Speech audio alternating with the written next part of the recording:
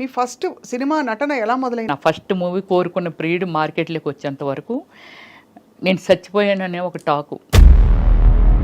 ఇండస్ట్రీలో రకరకాలు అంటారు కదా, ఇప్పుడు పరిచయం చేస్తామని తీసుకెళ్ళి మోసం చేసేవాళ్ళు ఉండరు. నచ్చి అడిగిన వాళ్ళు చాలా మంది ఉన్నారు. నన్ను పెద్దవాళ్ళు ఎవరైనా అంటే తెలుసు? చాలా పెద్ద పెద్ద వాళ్ళు, బ్రహ్మానందం గారు, బాబు మోహన్ గారు కూడా. రిసార్ట్ లాగా ఉన్నాయన్నమాట, అక్కడ తీసుకెళ్లారు. వీడు నన్ను అసలు వదలట్లేదు, వీడు లాగించేస్తున్నాడు. చాలా ఇది వింటేనే అసలు నాకు టెన్షన్ వచ్చేస్తుంది.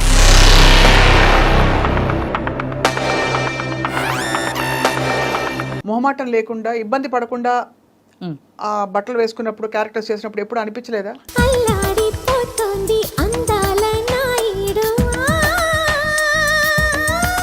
ఈరోజు మీరు చూస్తున్నారు చాలా ఈవెంట్స్కి ఒక హీరోయిన్ వెళ్ళాలంటే ఒంటి మీద బట్టలు కూడా లేకుండా వెళ్తున్నారు. అంటే ఇప్పుడు శ్రీరెడ్డి అని ఒక వ్యక్తి ఉంది, ఆమె పర్సనల్ లైఫ్. అవునంతే, తన ఆమె ఎలా ఉండాలని డిజైన్ చేసుకుందో అందులో వెళ్ళిపోతుంది. నన్ను వాళ్ళు వేధించారు, వీళ్ళు పడుకోమన్నారని. సినిమా ఫీల్డ్లో అంటే not only field, any place pressure ఉంటుంది, సెక్సువల్ ప్రెజర్. నేను బిఎఫ్లు చేయలే, నాకు ఆఫర్లు వచ్చి నేను చేయలే. వచ్చాయా ఆఫర్లు? అయ్యో నేను చెయ్యను. లాయర్ని పెట్టి మరీ వాయించాను తెలుసండి, చాలా ఫోర్స్ ఉండేది నా మీద. లీడ్ క్యారెక్టర్స్ చేశారు కదా మీరు? ఎస్. అండ్ ఆ తర్వాత you shifted to character roles, లేకపోతే ఇలా supporting main roles, lead roles చేస్తూ కృష్ణ గారితో కూడా హీరోయిన్ చేశాను. ఎవరు నేననేసి మూవీ చేశాను. తర్వాత పునీత్ రాజ్ కుమార్తో చేశాను, తర్వాత రమేష్ అరవింద్తో చేశాను. ఇవాళ మీరు ఎంత ప్లెయిన్గా, అంటే ఒక హీరోయిన్కి ఉండేవంత, ఒక సినిమా స్టార్కి ఉండే ఇది లేకుండా. అంటే ఫస్ట్ నుంచి ఏమిటంటే నేను ఇంటర్నేషనల్ మోడలింగ్ చేశాను. నేను బ్రిట్నీ స్పేర్కి నేను ఫస్ట్ ప్లేస్లో వచ్చానండి. నా కైండ్ ఆఫ్ యాక్టర్స్ ఎవరు సినిమా మేకింగ్ చేసిన వాళ్ళు ఇంతవరకు లేరు. కథ, స్క్రీన్ ప్లే, డైరెక్షన్, ప్రొడ్యూసింగ్ అన్నీ నేనే చేసుకొని సినిమాని కూడా రిలేట్ చేయగలిగాను అని అంటే so world wise very famous అయిపోయాను. ఓమల్లి తర్వాత. ఎంత హైయెస్ట్ రెమ్యూనరేషన్ ఎప్పుడు అందుకున్నారు? ఆర్యభట్టకండి, దానికి అందుకున్నాను. దానికి వచ్చి 15 lakh ఇచ్చారు నాకు. ఐటమ్ సాంగ్ చేస్తే 10 lakh. మీరు చాలా మంది కమెడియన్స్ పక్కన వేశారు. All comedians. బట్ ఎక్కడో ఒక చోట చదివాను, మీకు చిన్నప్పుడే పెళ్ళయ్యి తర్వాత మీరు విడిపోయారు. ఇప్పుడు అతని వల్ల తప్పలేదు, నేను ఎందుకు సఫర్ చేయాలి? నాకు నాకు భయము, ఎంత భయం అంటే లవ్ అంటారు, డేట్ అంటారు, వెనకాల పడతారు. కానీ మీ మేనమావ గారా? అయ్యన్న పాత్రుడు మేనమావ గారు నా ఓన్ బ్రదరే ఉన్నారు టీడీపీలో. మరి మీరు వైసీపీలోకి రావడం ఏంటి?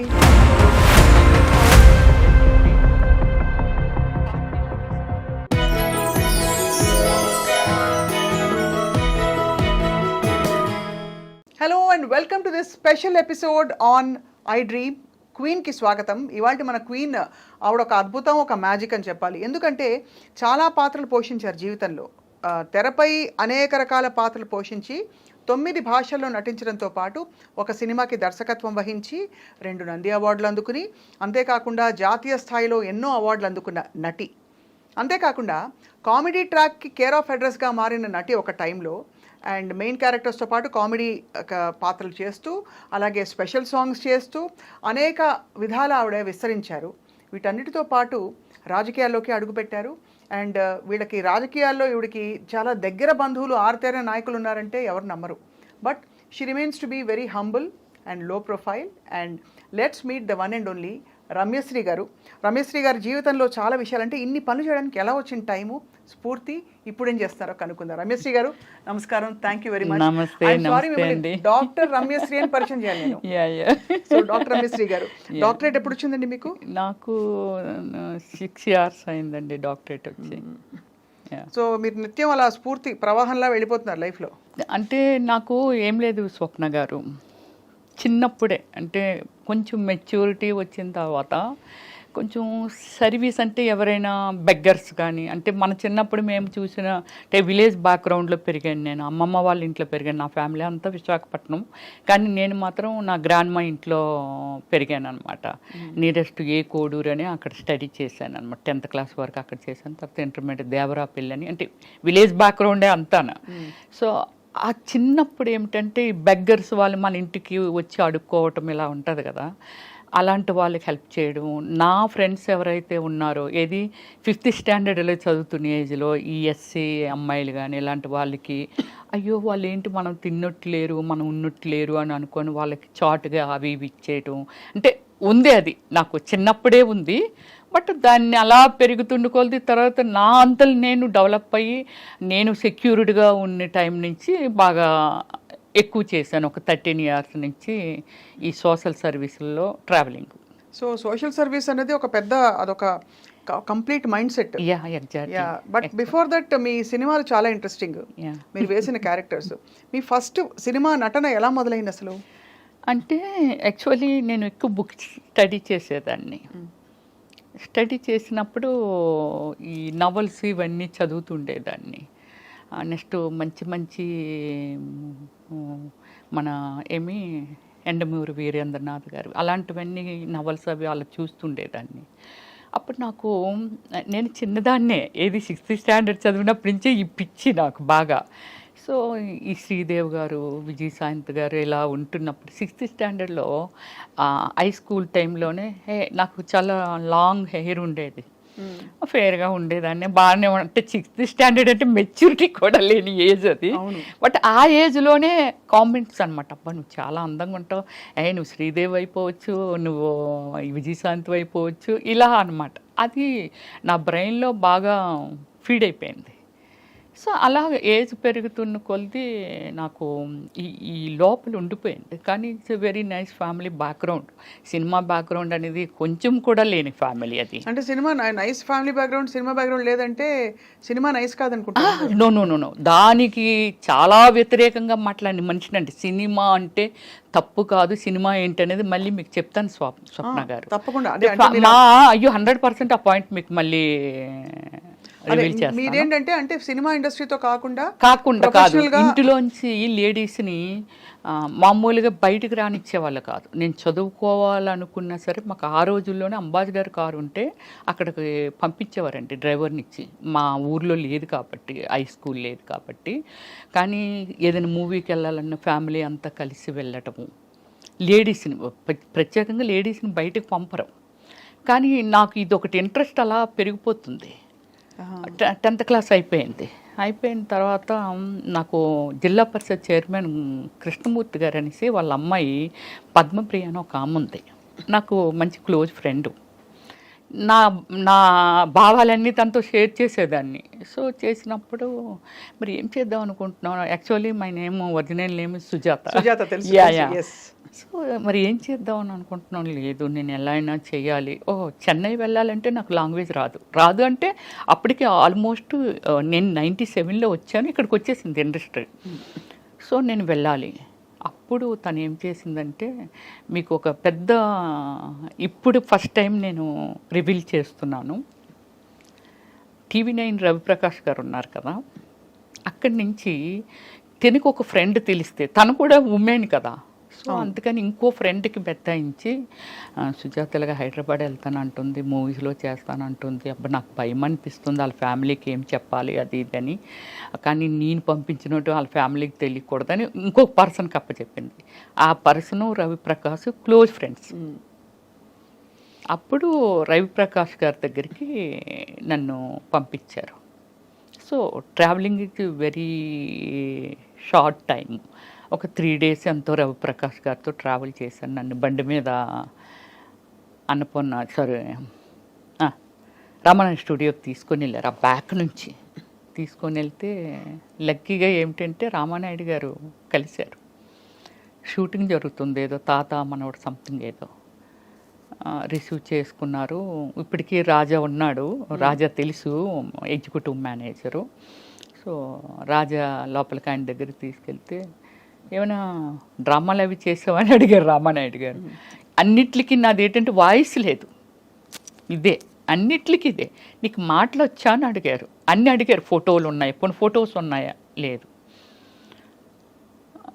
ఎక్కడి నుంచి వచ్చావు? వైజాగ్ నుంచి. మీ పేరెంట్స్ ఏం చేస్తారు అని అడిగారు. సార్ మా అన్ని గోల్డ్ బిజినెస్లు అవి సార్, డాడీ కూడా పొలిటికల్ ఫార్మరు, ఇవన్నీ చెప్పాను. మంచి కుటుంబం నుంచి వచ్చావమ్మా, వెళ్ళిపో, నీకేం తెలియదు, ఫోటో లేవు, ఎక్కడ చెయ్యలేదు, డాన్స్ రాదంటున్నావు, ఏది రాదంటున్నావు కదా, వెళ్ళిపో అని. లేదు సార్ నేను వెళ్ళను సార్, వచ్చాను సార్. అప్పుడు ముప్పలేని శివ గారు తాజ్మహల్ సినిమా పెద్ద హిట్ ఇచ్చారు. ఆయన మన జర్నలిస్ట్ కాలనీలో వేరే మూవీ కాకినాడ ప్రొడ్యూసర్తో మూవీ స్టార్ట్ చేస్తున్నారు. నేను వెళ్ళేసరికి అలీ, అనంతో, వంశీ గారు ఫ్రెండు, వాళ్ళందరూ అక్కడ ఉన్నారు. నేను వెళ్ళేసరికి డైరెక్టర్ గారు లేరు. ఏంటమ్మాయి సినిమాలు చేయడానికి వచ్చామని కింద మీద చూస్తే వచ్చానన్న. నేను డైరెక్టర్ రమ్మన్నారా అన్నారు. రామానాయుడు గారు పంపించారు సార్ అని. నన్ను కొంచెము ఏమొచ్చు నీకు, ఏం చేస్తావు నువ్వు, ఎర్రబస్సు ఎక్కి వచ్చేసావా, ఇలా మాట్లాడేవాళ్ళు. బట్ నాకు అప్పుడు దాన్ని కొంచెం సీరియస్గా తీసుకొని ఫీల్ అయిపోయి అంత ఏం లేదు. నేను ఇంకా ఫస్ట్ టైం ఎంట్రీ కదా, అలాగే ఉంటుందేమో అనుకున్నాను. డైరెక్టర్ గారు వచ్చారు. వచ్చి ఒక బ్లైండ్ సీన్ నాకు ఇచ్చారు. అంటే ఒక పెళ్ళికొడుకు, వాళ్ళలోనే పెళ్ళికొడుకు, నా వెనకాతలో ఒక ముగ్గురు వాళ్ళనే నిల్చోబెట్టి పెళ్లి చూపులకు వచ్చారు, నీకు ఇష్టం లేదు, నువ్వు బ్లైండ్ లాగా నటించాలి, కాలు తనుకొని ఎత్తేయాలి అన్నారు. సార్ కప్పు పగిలిపోద్ది అన్న. పర్లేదు, పగిలిపోతే కొనుక్కుంటాంలో, నువ్వు చెయ్యి అన్నారు. అంటే అప్పటికి మీరు ట్యూనింగ్లో ఉన్నారు, యాక్టింగ్ అంటే ఇలా ఉంటుంది అని?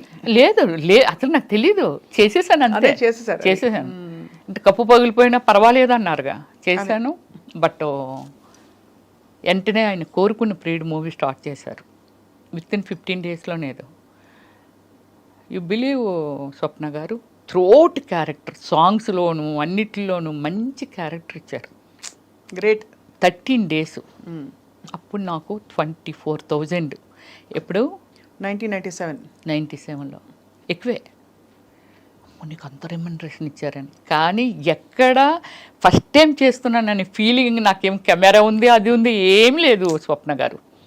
అలా చేసుకుంటూ వెళ్ళిపోతున్నాను. మీతో కూడా ఎవరు వచ్చారు రమేశ్రీ గారు? ఎవరు రాలా. మీరు ఒక్కరే? ఎలా ఒక్కదాన్ని వచ్చాను. మాది గోల్డ్ షాప్స్ కదా, మా షాప్లో అప్పారావు అని శ్రీకాకుళం అబ్బాయి వర్క్ చేసేవాడు. వాళ్ళ సిస్టర్ ఇక్కడ ఉంది, ఏది మన చందానగర్లో. అక్కడికి వచ్చిన తర్వాత చూడండి, రవి తీసుకెళ్ళారు కదా, తీసుకెళ్ళి కొన్ని రోజులు మాట్లాడి అన్నీ చేసిన తర్వాత, అక్కడ మాట్లాడిన తర్వాత అబ్బాయి మా ఇంటికి, అంటే వీళ్ళు హైదరాబాద్ నుంచి శ్రీకాకుళం వచ్చి మా గోల్డ్ షాప్ గోల్డ్ కొనుక్కున్నందుకు వచ్చి మా ఇంటికి వచ్చారు. వాళ్ళ ట్రైన్ లేట్ నైట్. సరే భోంచేసి వెళ్ళిపోతారు, రమ్మనమ్మ అని చెప్పి భోజనానికి పిలిచారు. అప్పుడు వాళ్ళ దగ్గర నేను నెంబర్ కొట్టేశాను. ఏంటి? ల్యాండ్లైన్. సెల్లెలు లేవుగా అప్పుడు. అవును, అంతే కదా. ల్యాండ్లైన్ ఇచ్చారు. ఆ తర్వాత అన్నారు వాళ్ళ ఇంట్లో ఉండొచ్చు, నెంబర్ మారిపోవచ్చు, ఎంత డేట్తో వచ్చేసేవారు. రవి గారి దగ్గర నుంచి మళ్ళీ అక్కడికి వెళ్ళిపోయాను. ఆ నెంబర్ ఉందిగా, నెంబర్ కొడితే ఇక్కడమ్మ చందానగర్లో ఉన్నాం మేము, అయ్యో మీరు హైదరాబాద్ వచ్చారా ఏంటమ్మా, రా మా ఇంటికి రండి అని అది ఇదంటే అదే టైం అనుకొని వెళ్ళి వాళ్ళ ఇంట్లో మేబీ 15 days ఉన్నాను. ఈ మూవీ స్టార్ట్ అవుతుంది, నేను వెళ్ళడం అరోరా కాలనీ రోడ్ నెంబర్ 2లో అక్కడ హౌస్ తీసుకున్నాను. అదే నా ఫాదర్ 100%. ఇంట్లో వాళ్ళకి ఏం చెప్పారు? వచ్చి నన్ను తీసుకెళ్ళిపోవటానికి తర్వాత వాళ్ళు చెప్పారు. మరి నేను చెప్పాలిగా, అసలు నిజం చెప్పాలిగా, 15 days ఉన్నానుగా వాళ్ళ ఇంట్లో. అసలు విషయం చెప్పాను, ఇలాగిలాగా అంటే, అమ్మ అదేంటమ్మా అంత పని చేసావు, మంచి ఫ్యామిలీ, అలా చెప్పకుండా రావచ్చా. వాళ్ళు చెప్పింది నాకు అసలు లోపలికి వెళ్ళట్లేదు, నాకు ఇదొక్కటే కనిపిస్తుంది. సో అది నెక్స్ట్ నేను మంచి స్పోర్ట్స్ ఉమెన్ని, కబడ్డీ, ఖోఖో, రన్నింగు, మంచి ప్రైజెస్ కూడా వచ్చాయి. బందర్ వరకు వచ్చాను నేను. ఇక్కడికి రాలేదు, కానీ మళ్ళీ చెన్నై వెళ్ళాను, ఇట్రాలా. సో అలాగే ఏమిటంటే వాళ్ళ ఇంటి దగ్గర నుంచి మా పేరెంట్స్కి వాళ్ళు ఫోన్ చేశారు. చేస్తే మా ఫాదరు బ్రదర్ వచ్చి చాలా సీరియస్ అయ్యారు. ఏం చేశారు, మీకు చెప్పకుండానే వచ్చేసాను, మీరు తీసుకెళ్ళా మరలా వచ్చేస్తాను. ఇదే నా ఆన్సర్, ఇదే ఉంది వాళ్ళ దగ్గర. వాళ్ళు ఏం చెప్పినా ఏం చేసినా. అప్పటికి మీరు మేజరే కదా? అప్పుడెక్కడ మేచినప్పుడే 16 నా ఏజ్ అప్పటికి. 16 16 కాకపోతే బాగా బొద్దుగా ఉండేదాన్ని, అప్పట్లో హీరోయిన్లు అందరూ కొంచెం మెయిన్ క్యారెక్టర్స్ వాళ్ళు కూడా యంగ్ గా ఉండేవారు. లావుగా ఉండేదాన్ని. సో అప్పుడు డాడీ వాళ్ళు చెప్పినా ఏం చేసినా నేనైతే రాను అంటే, అనకూడదు ఆ వాడు. మా అమ్మ ఎవరైనా అడిగినా చేసినా, నా ఫస్ట్ మూవీ కోరుకున్న ప్రియుడు మార్కెట్లోకి వచ్చేంత వరకు నేను చచ్చిపోయాననే ఒక టాకు. రియల్లీ అంటే అంత ప్రెస్టేజింగ్గా ఫీల్ అయ్యారు. ఒక ఫ్యామిలీ నుంచి చెప్పా చేయకుండా వెళ్ళడము ఇదంతా అనేది. ఆడపిల్ల వెళ్తే కంగారు పడతారు కదండి. కానీ మిమ్మల్ని మీరు ఎలా సంభాళించుకున్నారు అప్పట్లో? అంటే ఇండస్ట్రీలో రకరకాలు అంటారు కదా, ఇప్పుడు పరిచయం చేస్తామని తీసుకెళ్ళి మోసం చేసే వాళ్ళు ఉండొచ్చు. ఇండస్ట్రీలో చాలా మంది ఇలాగా, అంటే ఇవన్నీ వినడమే మనం. అవును. కానీ అఫ్ కోర్స్ చాలా మంది గొప్ప నటీమణులు, గొప్ప సక్సెస్ఫుల్ అయిన ఆర్టిస్టులు 100 మంది ఉన్నారు, 1000 మంది ఉన్నారు. మీ ఎక్స్పీరియన్స్ ఏంటి రమ్యశ్రీ గారు? నేను స్వప్న గారు ఫస్ట్ నుంచి సమ్ లైక్ వెరీ లిమిటెడ్ ఉమెన్ని, ఇన్ని లాంగ్వేజెస్, ఒక 400 పైన మూవీసు, ఇన్ని చేసి ఇన్ని జాతీయ అవార్డులు, స్టేట్ అవార్డులు, is a dare and dash. నా కైండ్ ఆఫ్ యాక్టర్స్ ఎవరు సినిమా మేకింగ్ చేసిన వాళ్ళు ఇంతవరకు లేరు. కథ, స్క్రీన్ ప్లే, డైరెక్షన్, ప్రొడ్యూసింగ్ అన్నీ నేనే చేసుకొని సినిమాని కూడా రిలేట్ చేయగలిగాను అని అంటే, so world wise very famous అయిపోయాను ఓమల్లి తర్వాత. అందరూ రవివర్మ పెయింటింగ్స్ అన్నారు కానీ నేనని ఎవరు అనలేదు. అమ్మాయి కాదు, రవివర్మ పెయింటింగ్స్ అని. పెద్ద పెద్ద రాసి మూవీస్, నరసింహరావు గారు కానీ, రామానాయుడు గారు కానీ, పెద్ద పెద్దోళ్ళు అందరూ అన్నారండి. రాఘవేంద్రరావు గారు కూడా ఆ పోస్టర్లు చూసి, ఏటో అమ్మాయి కాదు పెయింటింగ్స్ అవి అని వాళ్ళంట. అంటే పబ్లిసిటీకి పెయింటింగ్ చేయించాను అనుకున్నారు. అదే, కానీ అంత సమర్థత ఉంది. అంత హార్డ్ వర్క్. 17 వయసులో ఎవరు మంచి ఎవరు చెడు విచక్షణ ఎలా? అసలు ఏమి జీరో నాలెడ్జ్. ఎవరైనా వచ్చి గబక్కుమని రామ్మ తీసుకెళ్తా నిన్ను ఆ ఫలానా డైరెక్టర్ దగ్గరికి, అవి కూడా ఎక్స్పెక్ట్ చేశాను నేను. అంటే డైరెక్టర్స్ దగ్గరికి, ప్రొడ్యూసర్ దగ్గరికి అని కాదు, కానీ నాకు కోరుకున్న పీరియడ్ జరుగుతున్నప్పుడే ఒక 3-4 సినిమాలు, అంటే లొకేషన్కు వీళ్ళు వస్తూ ఉంటారు కదా. నా టార్గెట్ ఏంటంటే ఏదో అయిపోవాలి, పెద్ద స్టార్ అయిపోవాలని ఒక టార్గెట్ ఉంది. సో దానికోసం అంటే నాకు ఇంకేం కనిపించేది కాదు. చాలా సీరియస్గా ప్రతిదీ నేర్చేసుకోవటం. డ్యాన్స్ స్కూల్ ఎక్కడ ఉంటుంది, యాక్టింగ్ ఎక్కడ నేర్చుకోలేరు స్వప్న గారు. డ్యాన్స్ స్కూల్ ఎక్కడ ఉంటుంది, అద్దంలో నేనే చూసుకొని ఇలాగైతే ఎలా అందంగా ఉంటాను. Self makeup only Ramya Krishna and Ramyasri only. అప్పుడు అలాగే వాళ్ళు. సిల్క్ స్మిత కూడా ఫేస్ ఇచ్చి మేకప్ చేయించుకునేది, కానీ రమ్యకృష్ణ గారు సెల్ఫ్ మేకప్ చేసుకునే వాళ్ళంట. నేను మాత్రమే సెల్ఫ్ మేకప్ చేసుకునేదాన్ని. అంటే ఒక డెడికేషన్తో నాకేం కావాలనే దాని మీద ప్రయాణం చేశాను. కానీ ఒక్కసారి మాత్రము నాకు ఏమిటి అమీర్పేటలో ఒక బట్టల షాప్ ఉండేదండి. అది చాలా ఉన్నాయి, వెరీ ఫేమస్ అండి అది. అప్పట్లో వెరీ ఫేమస్ ఆ షాపు. దానికి యాడ్ చేయాలంటే వాళ్ళు బెంగళూరు నుంచి వచ్చారు. షాపర్ షాప్ యాడ్ చేయాలి వచ్చారు, పిలిచారు. అప్పుడు నాకు కారు ఉంది, అప్పుడప్పుడే కొనుక్కున్నాను జన్ కారు. నాకు డ్రైవ్ రాదు అప్పుడు. సో మా కారు ఉంది రండి అని. నాకు ఈ ఏరియాస్ ఏవి తెలియవు హైదరాబాద్లో. వాళ్ళు తీసుకెళ్తున్నారు. ఇప్పుడు ఆ ఏరియా ఏమిటనేది నేను ఇప్పుడు చెప్పగలను. చందానగర్కి మన అమీర్పేటకి మధ్యలో ఉంటుందండి. అది ఏమిటో అక్కడ రిసార్ట్ లాగా ఉన్నాయన్నమాట. అక్కడ తీసుకెళ్ళారు. వాళ్ళు ఒక 10 మెంబర్స్ వచ్చారు, నేను ఒక్కదాన్నే. వెళ్ళి ఇవన్నీ మాట్లాడుతున్నారు. వాళ్ళు డ్రింక్ ప్రిపేర్ చేశారు. నాకు అలవాట్లేదు. వాళ్ళు బీర్లు, అయ్యో మాకు అలవాట్లేదంటే మేము బీర్లు మాత్రమే తీసుకుంటాం, హార్డ్ డ్రింక్ అది తీసుకోము. బీర్లు అలా టైం అయింది. ఎంత అయింది? 9:30 అయింది. నన్ను డ్రాప్ చేసేయండి వెళ్ళిపోతాను అని అన్నా. ఉన్నట్టు మేడం పంపించేస్తామని 10 అయింది నైట్. పంపట్లా. 11. అప్పుడు ఈ సెక్యూరిటీ డిపార్ట్మెంట్, పోలీస్ డిపార్ట్మెంట్ ఉంటుంది కదా, వాళ్ళు వచ్చారు. వస్తే నేను వాళ్ళతో చెప్పాను, సార్ నేను వెళ్ళిపోతాను అంటున్నాను అంటే, మరి వీళ్ళు మీకు తెలుసు అంటే, తెలుసు సార్, బెంగళూరు ప్రొడ్యూసర్స్ వీళ్ళు అని చెప్పాను నేను. సరే మరి వాళ్ళందరూ ఉన్నారు కదా, అయితే ఇంకా టైం అయిపోయింది వెళ్ళిపోండి అని అన్నారు.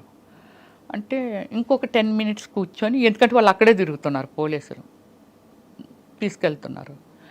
ఎర్రగడ్డ దాటిన తర్వాత ఫ్లైఓవర్ ఉంది చూసారా, ఆ ఫ్లైఓవర్ మీదకి వస్తున్నప్పుడు వాళ్ళు ఎందుకో మాటి మాటికి కారు దిగడం, బానెట్ ఎత్తడం ఇలా చేస్తుండేవాళ్ళు.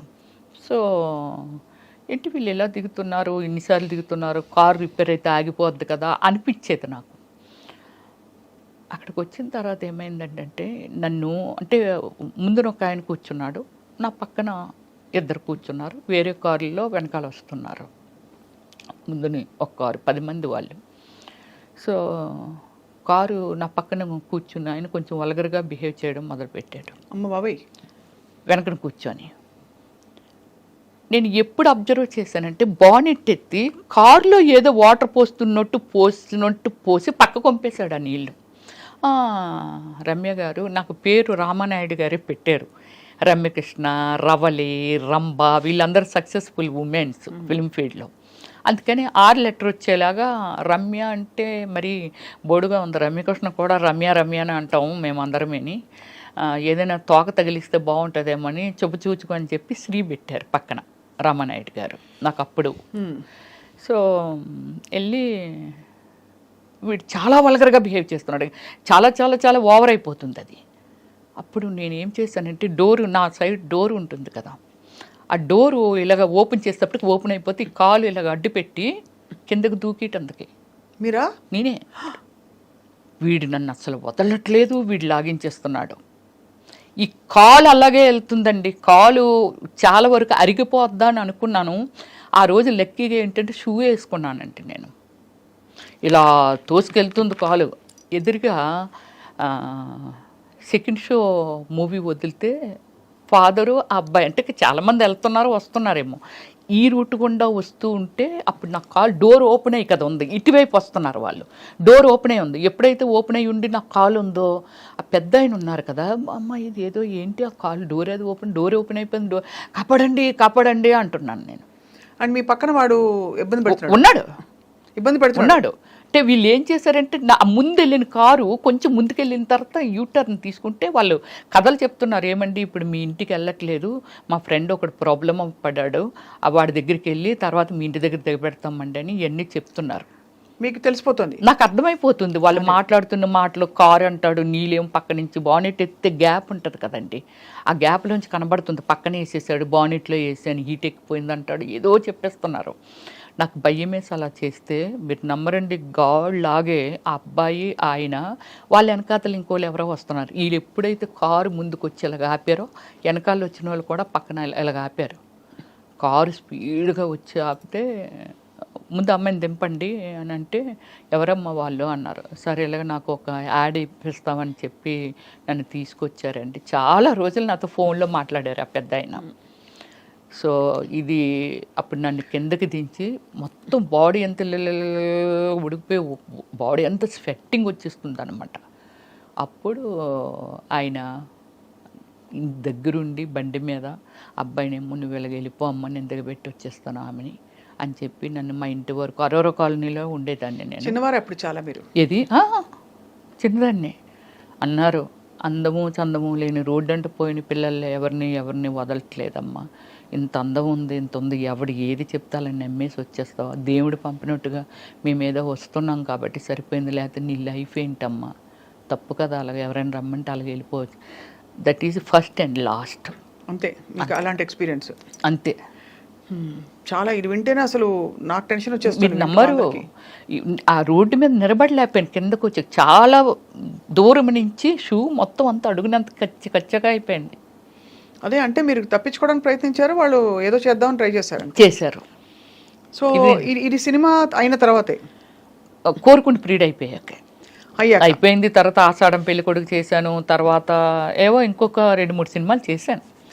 అలా మీకు పెరుగుతూ మీకు క్యారెక్టర్స్ ఏం వస్తున్నాయని లీడ్ క్యారెక్టర్స్ చేశారు కదా మీరు. అండ్ ఆ తర్వాత you shifted to character roles, లేకపోతే ఇలా సపోర్టింగ్ రోల్స్? నేను స్టార్టింగ్ నుంచి మిక్స్డ్ ఇవి చేశాను. మెయిన్ రోల్స్ లీడ్ రోల్ చేస్తూ కృష్ణ గారితో కూడా హీరోయిన్ చేశాను. ఎవరు నేను అనేసి మూవీ చేశాను. తర్వాత పునీత్ రాజ్ కుమార్తో చేశాను, తర్వాత రమేష్ అరవింద్తో చేశాను, సూర్యతో చేశాను, విక్రమ్ గారితో చేశాను. అంటే నేను ఎలా అయిందంటే నాకు ఎవరు గాడ్ ఫాదర్ లేరు ఫిల్మ్ ఇండస్ట్రీలో, అందుకని చాలా గాడ్ ఫాదర్ లేరు. ఇంతవరకు ఎన్ని టైం చెప్పినా బిలీవ్ చేయగలరా లేదనేది ఇంతవరకు కాంట్రవర్సీ లేదు నా లైఫ్. వెరీ డీసెంట్ అనమాట. ఎవ్వరూ మిమ్మల్ని ఏ టైంలో కూడా ఇబ్బంది పెట్టలేదు అయితే? లేదు. ఇలాంటి సిచ్యువేషన్ ఒకసారి ఎవడో సంథింగ్ అంటే ఇండస్ట్రీలోనే మీకు రకరకాల మనుషులు ఉంటారు కదా, చాలా గొప్పగా పెద్ద మనుషులు చాలా మంది ఉన్నారు. ప్రతి ఇండస్ట్రీలో ఉంటుంది. ఈ ఇండస్ట్రీలో ఏంటంటే కొంచెం రూల్స్ అవి రిలాక్స్డ్ గా ఉంటాయి కాబట్టి వాతావరణాలు కూడా అలా ఉంటాయి, లేట్ నైట్స్ ఉంటాయి. మరి అలాంటప్పుడు మీరు ఇబ్బంది పడకుండా రావడం అనేది చాలా పెద్ద. అంటే నేను ఫస్ట్ నుంచి ఒక టీంని మెయింటైన్ చేసేదాన్ని. తక్కువ టైంలో సాగర్ గారు డైరెక్టర్ గారు ఇప్పుడు మన ఈ లోకంలో లేరు. ఆయన నేను వసేనా మరదల మూవీ చేశాను, రామసక్కనోడు సుమన్ గారితో చేశాను.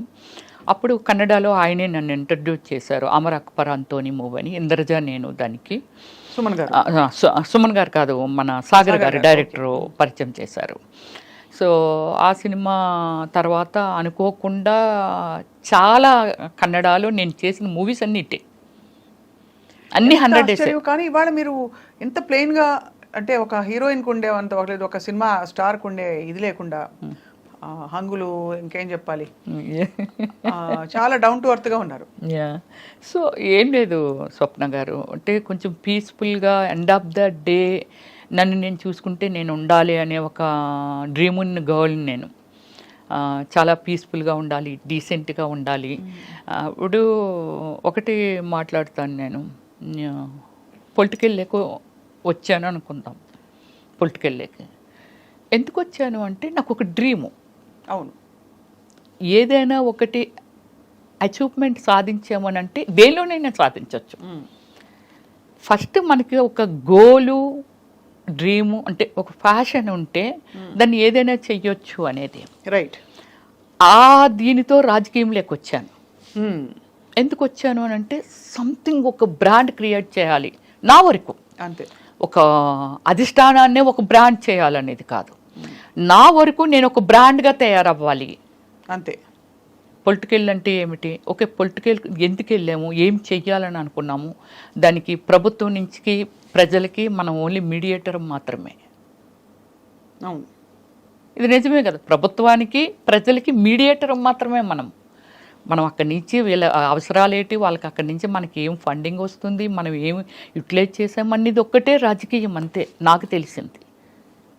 కరెక్ట్. ఈ భావంతోనే నేను పొలిటికల్లోకి వెళ్ళాను, నేను ఏదో చెయ్యాలి. కానీ మీ మేనమావ గారా? అయ్యన్న పాత్రుడు మేనమావ గారు నా ఓన్ బ్రదరే ఉన్నారు టీడీపీలో. ఓకే. రామానాయుడు. ఓహో. మాడుగుల మన బూడి ముత్యాలనాయుడు గారి మీద కంటెస్టింగ్ పర్సన్ బ్రదరే. 2014, 2019. మరి మీరు వైసీపీలోకి రావడం ఏంటి అంటే దీనికి కారణం ఏమిటంటండి, ఇప్పుడు పార్టీలు తీసేద్దాం, ఇది మనకొద్దు. నాకున్నది రాజశేఖర రెడ్డి గారి ఇంటి వెనకాల శర్మిలా హౌస్ ఉంది కదా, అరోరా కాలనీయే కదా, అక్కడే నా ఇల్లు ఉండేది. నేను వాకింగ్ అంతకు వెళ్తేప్పుడు అప్పుడప్పుడు ఇలా లుంగి, ఆయన అప్పుడు రాజశేఖర రెడ్డి గారికి పదవులు ఏమి లేవు, ఇలాగా లుంగి పంచి కొట్టుకొని ఒకసారి నన్ను పలకరించారు ఆయన. ఏంటమ్మా ఇంత చెల్లో ఇంత అర్లీ మార్నింగ్ వెళ్ళిపోతున్నాం అంటే, సార్ వాకింగ్ సార్ అంటే, మంచి ఫెమిలియర్ ఫేస్ లాగా ఉంది. దానికి ముందు ఏం చేశారంటే మోహన్ బాబు గారు ప్రెసిడెంట్ మా అసోసియేషన్కి ఏదో మాట్లాడడం కోసమని కొందరు మెయిన్ ఆర్టిస్టులు అందరమే సార్ వాళ్ళ ఇంటికి వెళ్ళాము. ఆయన ఇచ్చిన మనుషులకి ఇచ్చిన రెస్పెక్ట్ అండి అసలు ఒకసారి వెళ్తే ఎవరు మర్చిపోలేరు. అది రాజశేఖర రెడ్డి గారు దగ్గర ఉన్నది, అది నేను చూశాను. తర్వాత ఈ ఆరోగ్యశ్రీ, వీళ్ళు సోషల్ సర్వీస్ పిచ్చి ఉందిగా నాకు. అపోలో హాస్పిటల్కి మనం వెళ్ళామనుకోండి, ఇప్పుడు మన తెలంగాణ వాళ్ళు కచ్చలు వేసి ఇక్కడ చెవులు ఇవన్నీ పెట్టుకొని అక్కడ హాస్పిటల్లో కనబడితే, ఇది స్టార్ హాస్పిటల్, ఇందులో కూడా వీళ్ళు ఎలా ట్రీట్మెంట్ తీసుకోగలుగుతున్నారో, వీళ్ళు చాలా పేదవాళ్ళు కదా అని ఒక ఫీలింగ్. వాళ్ళ దగ్గర డైరెక్ట్ వెళ్ళి అడిగేయటమే. అవ్వా నువ్వు ఇలాగ వచ్చావు కదా, లేకపోతే ఇది ఇలాగా అంటే ఏ కైండ్ ఆఫ్ ఏజ్ ఉంటే వాళ్ళని అలాగా వరుసలు కలిపి మాట్లాడేదాన్ని నేను. మాట్లాడితే మా ముసలోడు ఉన్నాడు, అమ్మ తండ్రి రాజశేఖర రెడ్డి గారు ఆరోగ్యశ్రీ ఇచ్చారు కదమ్మా, దానికని ఇక్కడ ఆపరేషన్ చేయించడానికి వచ్చాను. అలాగే నేను రికమెండేషన్లే గ్యాస్ట్రాలజీల దగ్గరికి వాళ్ళ దగ్గరికి, ఆ గ్యాస్ట్రాలజీగా నాకు తెలుసు, ఆశా సుబ్బలక్ష్మి గారు తెలుసు, నేను మాట్లాడతాను రామ్మని అలా తీసుకెళ్లేదాన్ని. అలాగే 108 మేము షూటింగ్కి వెళ్ళేవాళ్ళం కదా, రాజమండ్రిలో షూటింగ్ జరుగుతుంటే కుయ్యి కుయ్యి కుయ్యి కుయ్యమనుకని వెళ్ళిపోతుంది. నేను డైరెక్ట్ చూడటం అంతవరకు నేనేమీ వినలేదు. వెళ్ళిపోతుంటే పక్కన ముసలి పోనీలే అమ్మ దేవుడిలాగా వచ్చాడు, ఎక్కడ ఏదైనా సరే దిక్కుమాలు సావులు చావకుండా ఒక 5 నిమిషాలు వచ్చి తీసుకొని వెళ్ళిపోయి చాలామందికి ప్రాణదానం చేస్తున్నాడు రాజశేఖర రెడ్డి గారని ఒక పెద్ద ఆవిడ అక్కడ ప్రొడక్షన్ పెట్టారనమాట. ఇడ్లీ అవి మిగిలిపోతే ముందు రోజు వద్దమ్మ మేమే వండుకుంటాం అంటే, పర్లేదు తీసుకోండి బాగుంటాయి మా సినిమా వాళ్ళవే అలాగని చెప్పి ఆవిడ అంటుంటే విన్నానండి. అలా విన్ని దాని మీద ఒక ఇంప్రెషన్. దాని తర్వాత జగన్మోహన్ రెడ్డి అన్న ఈ పాదయాత్రలని అవని ఇవని నాకు సర్వీస్ చేయటానికి ఒక సోర్స్ దొరుకుతుంది ఇక్కడ. అయితే అంటే హార్డ్ వర్కరు, నేను హార్డ్ వర్కర్ని కాబట్టి డెఫినెట్లీ నాకు ఒక బేస్మెంట్ దొరుకుతుందని అనుకొని నేను వైఎస్ఆర్సీపీలోకి వెళ్ళడం. ఎప్పుడు ఇంట్లో మరి వారించలేదా వద్దని? ఎందుకు నేను అలాగా ఒకటి స్వప్న గారు, నేను డిసిషన్ మేకర్ని. అదే చిన్నప్పుడే అందరినీ కాదని నేనేమంటానంటే 10 మంది ఒపీనియన్స్ తీసుకుంటే రకరకాలు ఉంటాయి. మనకి ఏమి నచ్చింది అది గుడ్ ఆర్ బ్యాడ్ తీసుకుని కట్టుబడి ఉండాలి అంతే. నేను దాన్నే ఫాలో అవుతాను. అప్పటి నుంచి ఇప్పటి వరకు నేను అదే ఫాలో అవుతాను, అది నష్టమైన కష్టమైన. ఇప్పుడు నాకు ఒక 5 కోట్లు పోయింది అనుకుందాం, నేను ఎవరితో షేర్ చేయను. చాలా స్ట్రాంగ్ సోల్ మీరు. డెఫినెట్లీ. ఎందుకంటే మీరు చిన్నప్పుడు మొదలు పెట్టారు, అది కోరుకున్న పీరియడ్ నుంచి మొదలుపెట్టి ఎన్ని సినిమాలు ఉంటాయి రమేష్ గారు? 400 అబౌవ్ ఇన్ 9 లాంగ్వేజెస్. మిగతా భాషల్లోకి ఎలా మీరు అలా వెళ్ళిపోయారు? అది నాకు ఏమిటంటే ఫస్ట్ ఇప్పుడు సోషల్ మీడియా వచ్చింది, నాకు ఫస్ట్ నుంచి ఏమిటంటే ఫేస్బుక్ మెయింటైన్ చేయడం ఓన్గానే. ఫేస్బుక్ వరల్డ్ వెళ్ళిపోయేది, నాకు లేని కంట్రీలో ఫ్యాన్స్ లేరు. బ్రెజిల్, పాకిస్తాన్, యుఎస్ఏ, యూకే, ఇంకా వేరే బ్రెజిల్లో అయితే 80 మంది ఉన్నారండి నా ఫ్యాన్స్. అంటే ఫస్ట్ నుంచి ఏమిటంటే నేను ఇంటర్నేషనల్ మోడలింగ్ చేశాను. నేను అది కూడా చేశారు. బ్రిట్నీ స్పియర్కి నేను ఫస్ట్ ప్లేస్లో వచ్చానండి. Eyes and nose and lips నాకు. ఎక్కడ దేనికి అది ఏ పోటీ? గ్లామర్ ఉంటుంది కదా, body language, eyes and lips and skin measures ఇవన్నీ ఉంటుంది కదా, వాళ్ళకి అవన్నీ కావాలి. దానిలో నేను ఫస్ట్ ప్లేస్లో వచ్చాను. నేను ఏ సంవత్సరం అండి? 2004 అండి. సో ఊరికే పాటలు రాశారు మీరు? ఇంకోటి వినాలి, ఫోక్ బుక్లో వచ్చాను, కవర్ పేజ్లో. ఓహో, ఇంకా ఉంది, నా ఫోన్లో ఉందండి. అంటే ఎంత అచీవ్మెంట్ ఉంది, కానీ నేను ఏమిటంటే దాన్ని పబ్లిక్ అని కాదు. నేను అప్పుడులో మనకి ఏముండేది, పేపర్స్, ప్రెస్, అంతే కదా. ఎంతోమంది అన్నీ కవర్ పేజీలే, బ్యాక్ కవర్ పేజీ ఇటు పక్క, ఒకవేళ బ్యాక్ కవర్ పేజ్ చిరంజీవి గారు ఉన్నారు అనుకో, ఫ్రంట్ కవర్ పేజీ రమేశ్వరి, బ్లాఫ్లో నేను ఉన్నాను అనుకో, పవన్ కళ్యాణ్ ఫ్రంట్ పేజీ, ఇలాగ అన్ని మెయిన్ ఇవే. ఇవి ఉన్నాయా మీ దగ్గర? ఇంకా కాపీ ఉన్నాయా? తప్పకుండా. మీరు ఒక్కసారి చేస్తామంటే స్క్రీన్ మీద అలా వెళ్ళొచ్చండి. అన్ని కవర్ పేజీలు అండి, లోపల ఎక్కడ ఏముండవు. కానీ అంత క్రేజ్ ఉన్న మీరు సడన్ గా మళ్ళీ సామాన్యమైన, ఇప్పుడు ఎందుకంటే ఆ తరంలో క్రేజ్ ఉన్న హీరోయిన్లు అందరూ కూడా వాళ్ళు ఒక ఇది మెయింటైన్ చేస్తున్నారు, కానీ మీరు మాత్రం మళ్ళీ మామూలుగా మీ సామాన్యమైన స్థితికి వచ్చేసారు. ఏంటి సామాన్య స్థితి? ఆర్థికంగా చెప్పట్లేదండి, మీ గ్లామరు, స్టార్డమ్ మెయింటైన్ చేయడాలు, సర్కిల్స్ అవి లేకుండా. అంటే కారణం ఏమీ లేదండి. పొలిటికల్ అంటే నాకు కొందరు పెద్దలు చెప్పిందని కాదు, కానీ డీసెంట్గా ఉండాలి, తర్వాత నానకూడదు, ఆ వర్డ్ అదే అనుకుంటాను, అది ఉంది. అయితే ఇంకోటి నేను చెప్తాను, ఆత్మ సౌందర్యం లేనిది, ఆత్మశుద్ధి లేనిది శివ పూజలు ఎలా, మనల్ని మనం శుద్ధిగా ఉంచుకున్నప్పుడే కదా ఎదుటి వాళ్ళని. ఇప్పుడు నేను గ్లామర్గా ఉన్నాను, ఆవిడ స్లీవ్లెస్ వేస్తుంది అనేది.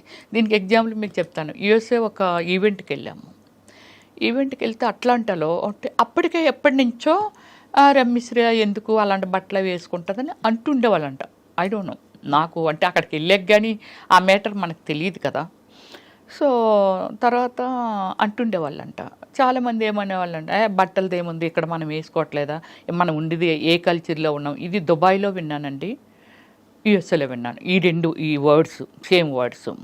ఎప్పటి నుంచో తీసుకొద్దామని అనుకుంటున్నారు కానీ ఆవిడ చాలా ఫాష్ ఉంటుంది బట్టలు. ఎక్కడ ఫాష్ ఉంటాను, స్క్రీన్ మీద. నేను వెళ్ళిన తర్వాత అక్కడ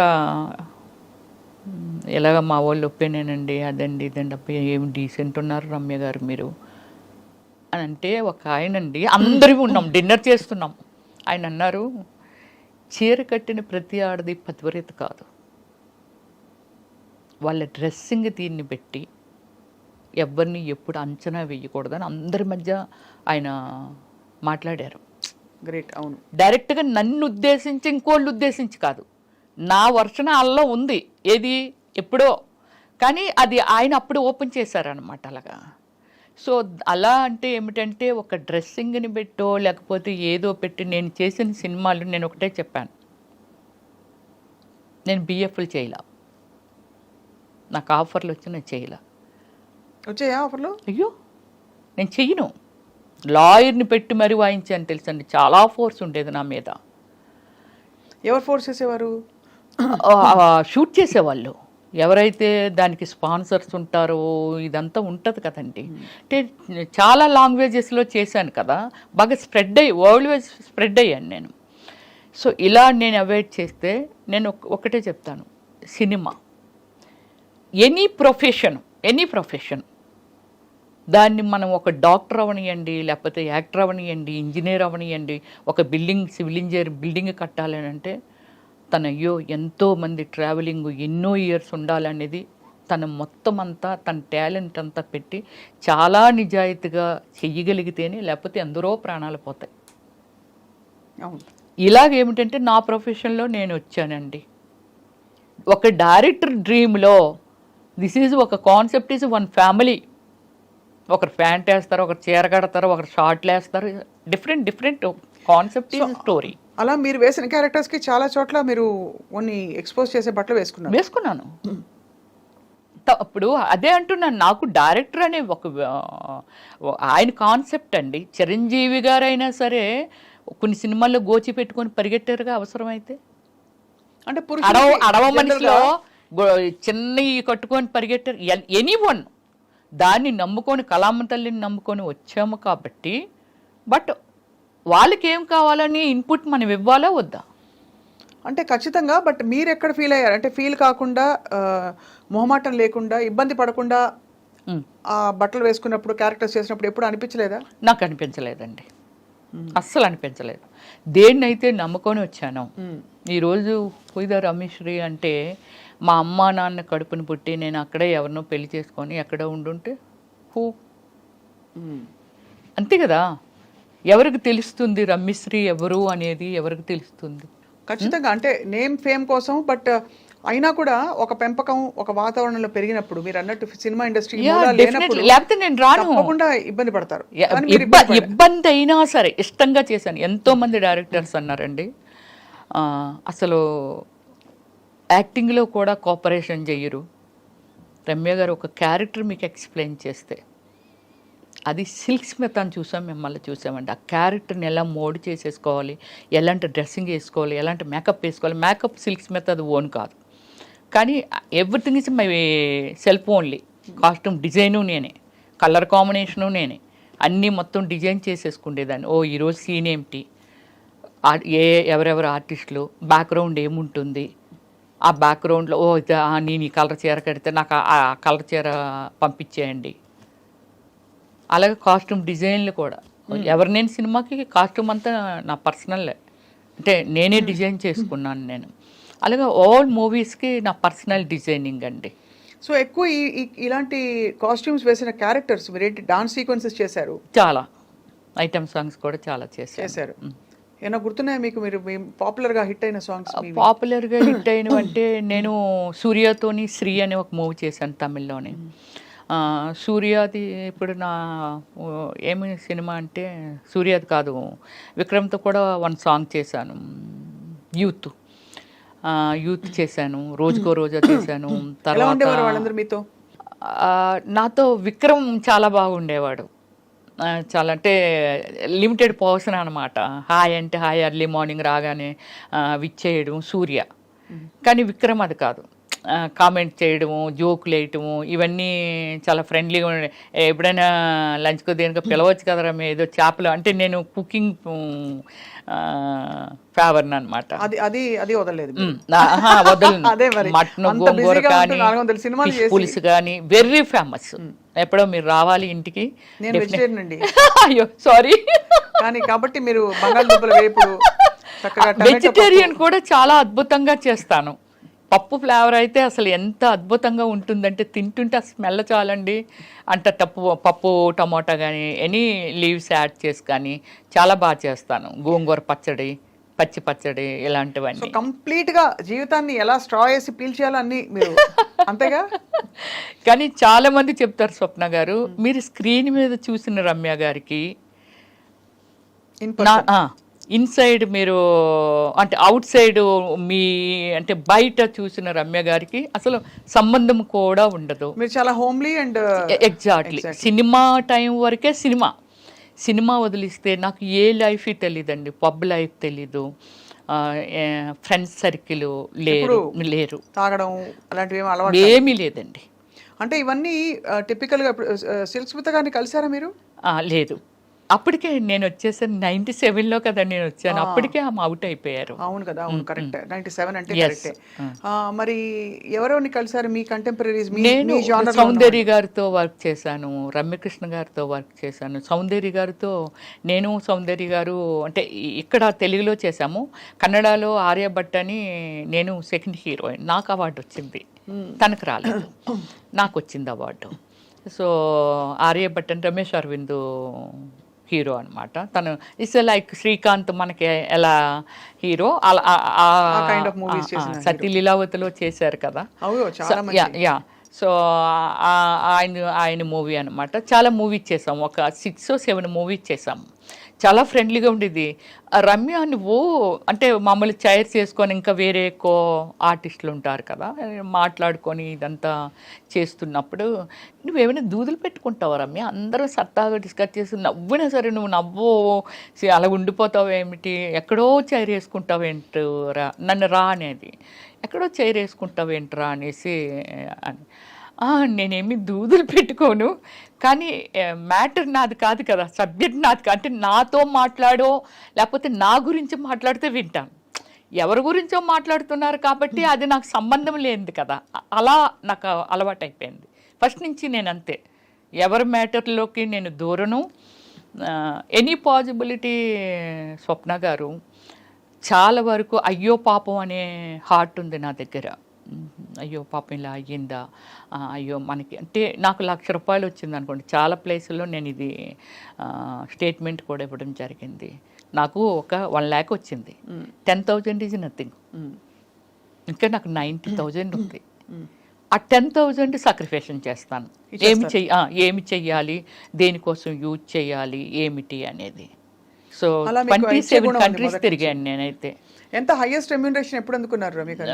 నేను హైయెస్ట్ రెమ్యూనరేషన్ అయితే ఆర్యభట్టకండి, దానికి అందుకున్నాను. దానికి వచ్చి 15 lakh ఇచ్చారు నాకు.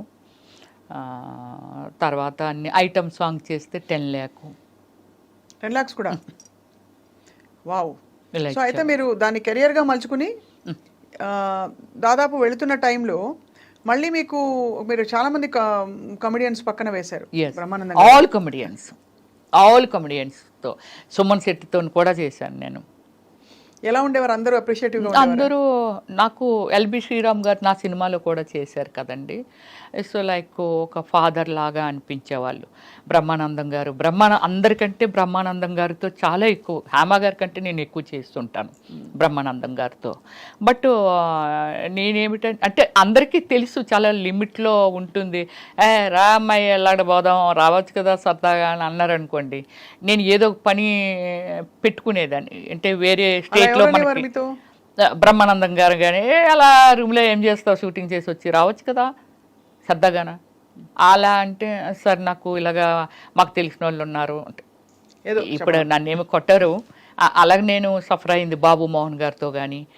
సో అంటే వాళ్ళకి అర్థమైపోయేది ఒక 3 డేస్లోనో ఎప్పుడో 1 డే అంటే ఏదో చెప్పొచ్చు, 3rd డేస్ అలా ఉంటాయి కదా, వాళ్ళకి అర్థమైపోయి ఉండేది ఈ అమ్మాయి కావాలని అవాయిడ్ చేస్తుంది అని. సో అలా ఇప్పుడు నేను చెప్తానండి, హేమా గారు లేకపోతే ఇంకోళ్ళు ఎవరో స్టేట్మెంట్ ఇచ్చారు, బ్రహ్మానందం గారు నా విషయంలో కూడా అలా ప్రవర్తించారండి. బాబు మోహన్ గారు కూడా ఏ అమ్మాయిని చూస్తారా, మమ్మల్ని చూడరా ఏంటి, అమ్మాయి ఉంటేనే సినిమా ఆడుతుందా అలాగే ఇలాగని చెప్పి నన్ను అవాయిడ్ చేసిన వాళ్ళు వీళ్ళిద్దరు కూడా. ప్రొఫెషనల్గా అంతే అంతే. సో ఒక మామూలుగా పర్సనల్ లైఫ్స్లోకి మేము వెళ్ళామండి, బట్ ఎక్కడో ఒక చోట చదివాను మీకు చిన్నప్పుడే పెళ్ళయ్యి తర్వాత మీరు విడిపోయారని చెప్పి. విడిపోలేదు. అందుకే మీరు ఒకటి అంటే మీరు దానిలో చాలా బెస్ట్ ప్లేస్లో ఉన్నారు కాబట్టి చూడండి, నా మీద ఎక్కడ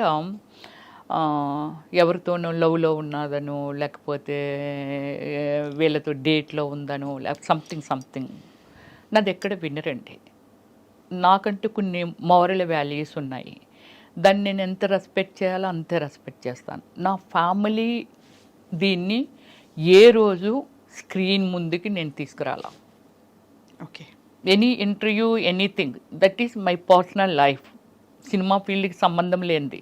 ఓకే, ఫ్యాన్స్ క్యూరియాసిటీ ఉంటుంది ఏమిటి అని, బట్ సేమ్ టైం నన్ను ప్రపోజ్ చేసిన వాళ్ళు కూడా అవుట్ ఆఫ్ కంట్రీ, ప్యారిసా లేకపోతే యుఎస్ఆ, పెద్ద పెద్ద డాక్టర్లు వీళ్ళంతా ఉన్నారు.